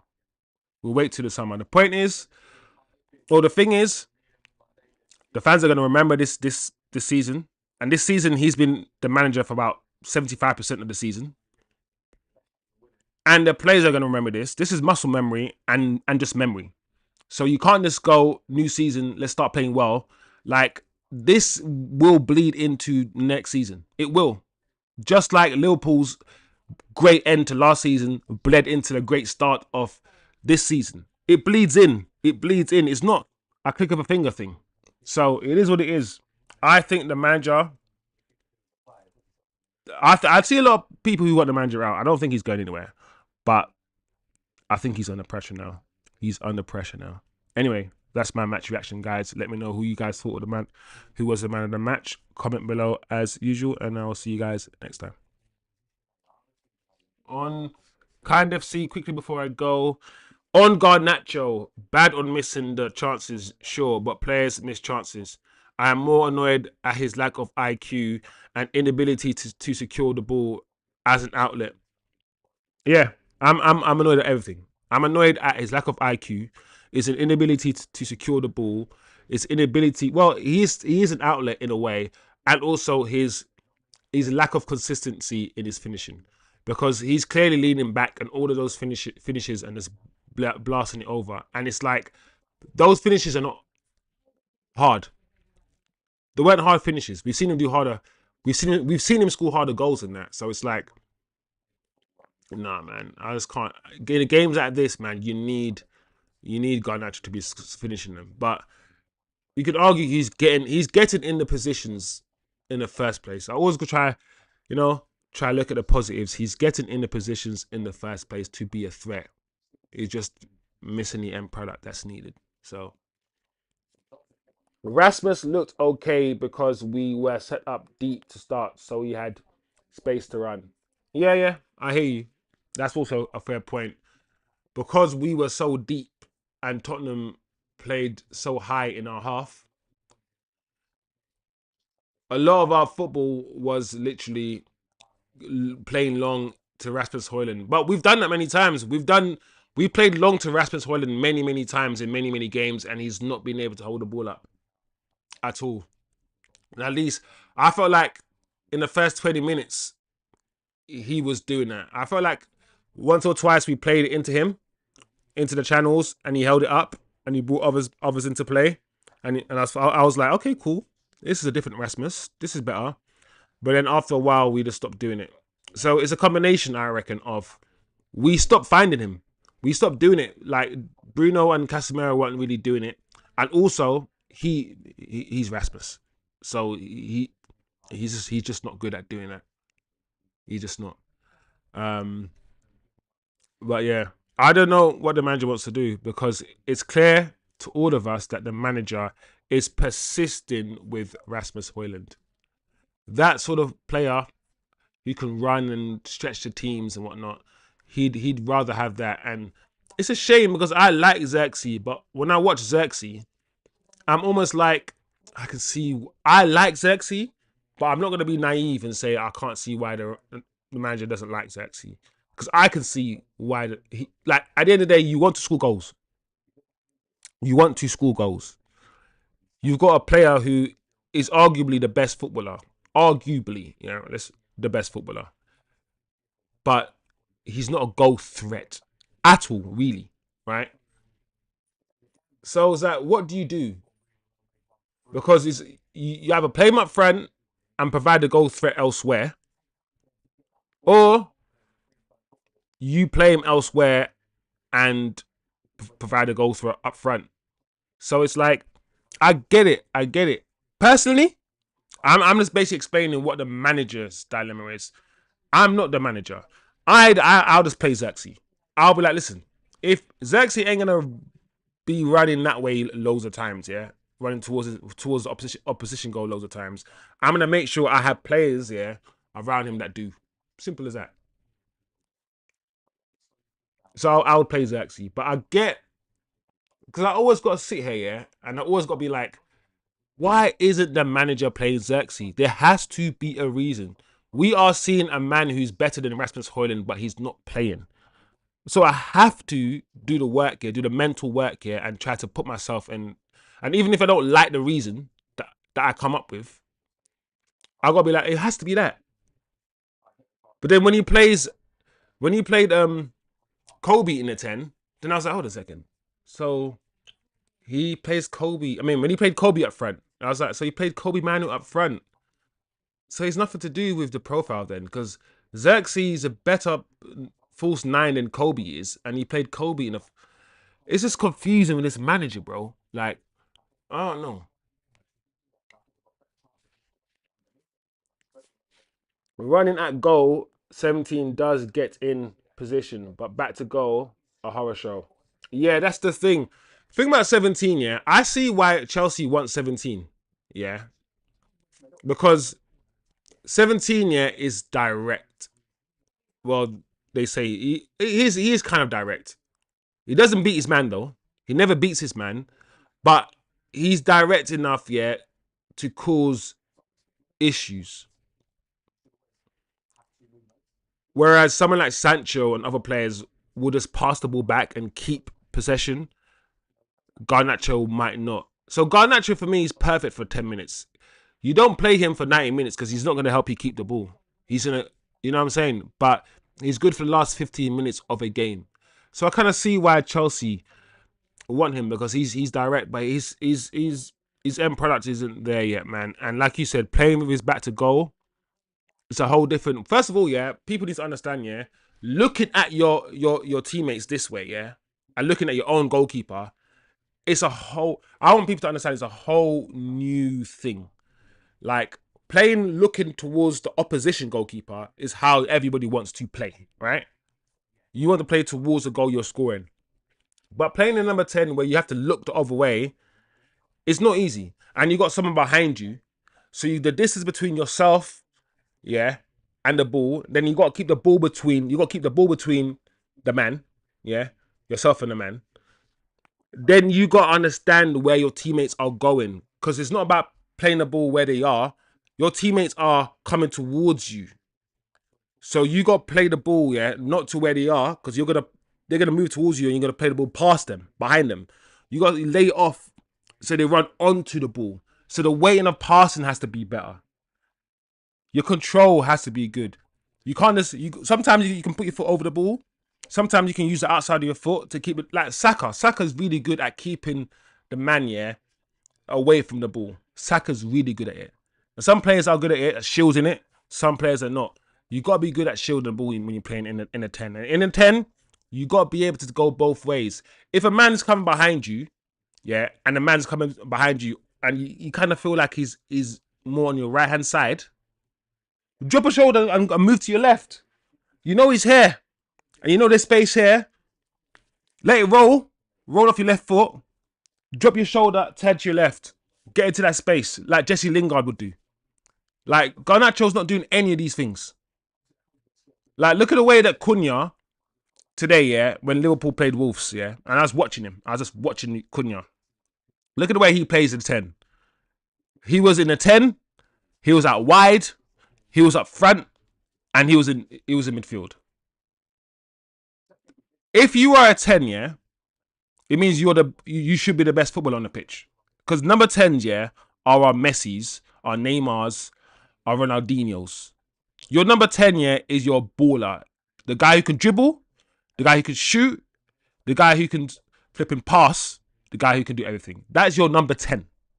So technically speaking, by definition, that player is going left, is going right, he's the Cunha. Garnacho is not a 10. He's not. I don't think he ever will be. So it is what it is, man. It is what it is. But we need the players, man. We need the players and the right profile of players, guys, in this system to work. While at the same time understanding fully where other people are coming from when they say the manager needs to do better with the players that he has. Because while at the same time, I do not believe these players are 15th. These players are not 15th at all. So the manager needs to hold some. He needs to hold some smoke.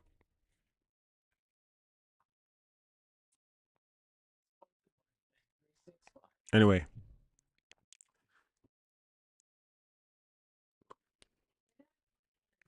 Any more comments before I...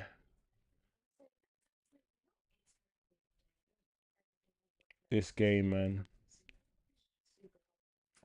This game called football. Are United going to get relegated? No.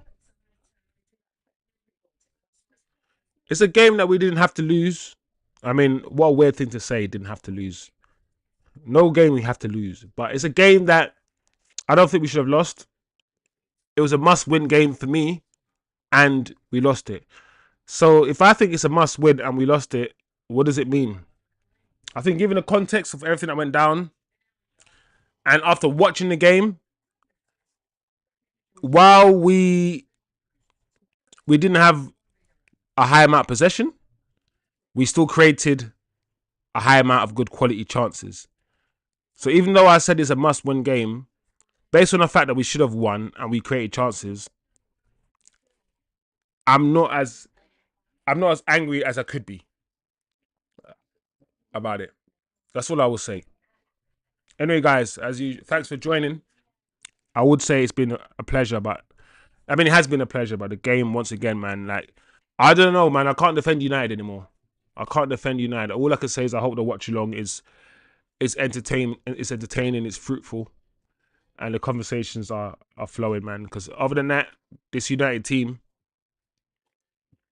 they're dog doo doo, man. They're not like the green one, the green dog doo doo. So something's wrong with the dog. Anyway, when's the next game? Is it Thursday? Europa League. The thing about this manager having free reign or free passage or free pass or whatever you want to call it. Why are we acting like we don't need money? Why are we acting like Champions League and Europa League and all these things don't get us paid? Because these men are cutting bare costs and firing the tea lady and the flipping and the paper boy. 2 jobs that shouldn't even exist, yeah. So they're getting rid of all those things, yeah. While at the same time saying like allowing this manager to finish 15th, we get less money if you finish lower. We get less money if you don't qualify for the Champions League and for Europe. You get less money with all of these things. You guys can't be cutting costs like you're worrying about money while at the same time writing off the season. Like, what is this? Apparently, oh, so the next game is Everton on Saturday. See, we're gonna lose against Everton. We're not gonna why like against Rude we beat Everton. Was it 4-0 or something? We're not beating Everton. We're not beating Everton. We're not. So I don't know, guys. It is what it is.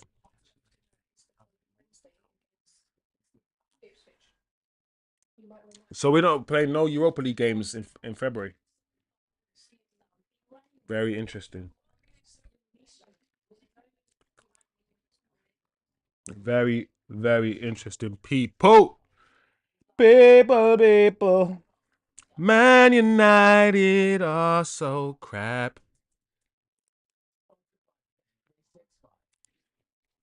We need some players.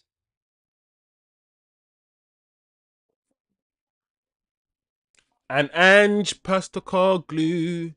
Well done, Ange, man. Well done. Ineos out. Amrim out. People are angry. Yeah, this is crazy. The thing is, how much faith do people have in Ineos? And how much faith do people have that Ineos would back this manager? Because they didn't back him in January, really. They didn't back him in January. And I always say this, like, when a manager comes out and talks about pain and suffering, there will be suffering. There will be suffering. There will be pain. There will be suffering. I'm like, do you know what? Yeah, everybody's got a different view of what that suffering is. Like, I say this all the time. Like he says there'll be suffering. In my mind, I'm like, what is suffering? Is that finishing 10th? Some people are like suffering is finishing 15th. Some people are like there's no bottom level. Suffering is just whatever happens. Whatever happens is suffering, right? So everyone's got different limits, yeah, to dog shittery. Like this man just says suffering, yeah. I'm like my limit of suffering, yeah, is 15th. My limit of suffering is getting punched in the face. Some people's limit of suffering is getting branded and getting burnt alive. That's not me. I don't. That's too far. Getting punched in the face is my limit of suffering. So in my mind, when this manager saying that we need to suffer, I'm thinking getting punched in the face. This is not getting punched in the face. Right now, we're getting better in life. This is different levels of suffering, and I didn't know that this was going to happen. This kind of suffering. So because he didn't prepare us, he just says suffering. How are the players this bad? And that's the first thing. We all have a different level, yeah, or idea, yeah, of how bad, yeah, things should get, could get, in order for this manager to hit the road or whatever. And when he describes it to us, when he describes the suffering to us, we all have a different idea because it's not an objective thing. It's not objective. It's just, I think a lot of us are struggling with that. How much is too much suffering? How much is, okay, cool. You said suffering, but this is too much. And then on top of that, we're only willing to suffer, most of us, if we know we're gonna get a good meal at the end of it, a good 5-course meal. If we know we're gonna move into our $1 million mansion, you don't get mansions for $1 million, but you know what I'm saying. That's we prepare for the suffering if we know that's not gonna happen. But the thing is, that is not guaranteed, and that is a problem. It's like getting punched in the face and getting told you could get a hug after getting punched in the face. I'm like, well, what a hug after a punch? That's a bit of a. I want more than that anyway. First of all, but could get a hug, not will get a hug. Like, are we going to get the players? Is the manager really going to get backed? Do we know that for sure? No. So we're getting beaten up right now with the hope that it's going to get better, or expectation for it to get better. And we don't know how much we're going to get beaten up, because all we're told is that we're going to get beaten up. We don't know how many men them are going to rush us. We don't know if they got weapons. We don't know. We got no context. All we know is that we're going to get beaten up. And after we get beaten up, we hope to get better and to mend and to heal up. That's where Man United are at the moment. So that's it. And the only hope we have is the fact that the person telling us, yeah, that we're going to feel better in the end, he's done it before, but he did it before in a different country. So that's the hope that we have. We've seen him do it in a different league. So it's like, I don't know how much I need to get punched in the face. I don't know how much I need to put up with this before I go to the man. Listen, you said I got punched in the face here, but man, am I wearing knuckle dusters? You didn't tell me that shit. And in fact, how much did you know that man had knuckle dusters? Because you might have even known. And you didn't prepare me for that shit. And you got rid of Antony. And you got rid of Rashford. And you got rid of certain guys here without even bringing man in. So you kind of knew. How much did you actually know? You know what I'm saying? So these kind of things, you got to ask yourself these questions about what's going on. Like, I'm willing to suffer if I feel that this suffering has a point. And this suffering having a point doesn't rely on how good the manager is. It's how good the ownership is. Which is a whole different kettle of fish. Because I didn't want Ineos in this damn club in the first place. I did not. Anyway.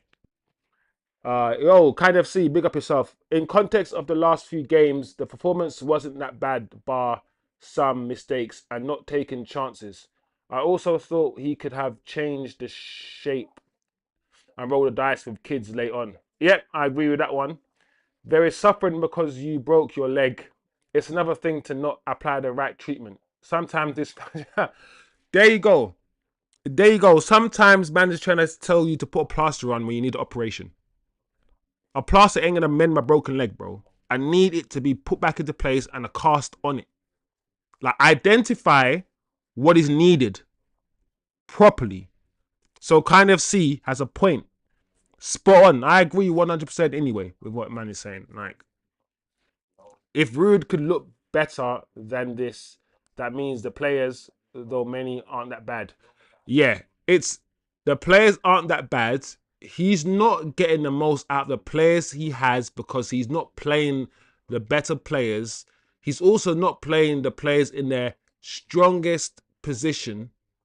And he's also not identifying what players can play where, or at least taking a bit long to. I understand that we know these players more than he does because we've been watching them more than he does. But it's like, bro, you train with them. You train them. You coach them. You're with them every day. You see their first touch. You see the way they turn, the way they move. You can see the way they pass. You see you see them in training. So you also should know. It shouldn't have taken you this long to pay Kobe in the 10. And that's what kind of C is saying. It's like there's certain things there this manager can do to help himself. Because nuance is important. And it's hard to display or portray or to even talk about nuance because it's hard to discuss. It's great. It's like you got to use words like and if, and you got caveat things because nuance is hard to talk about. And hence why people prefer to be like you have a good or you're bad. You have a it's either high or low. But it'll always be nuanced. This shit. It'll always be part of the manager, part of the players, part of the owners because all of them have a part to play. The owners buy the players. The manager picks the team and the players play. So all of them have a part to play. So it will always be all of them. Like, I don't really understand why people don't understand it. And to the extent that it's more one entity than the other will depend on what you see. If you've got really, really good players and they're playing shit, you could argue it's the players. If you don't have any good players, you can argue it's the company, it's Ineos that are not buying or supplying the players. So depending on the issue, you can add more weighting to to the relevant entity, but it's usually a combination of all three in the process: the players, the manager, and the club, the owners.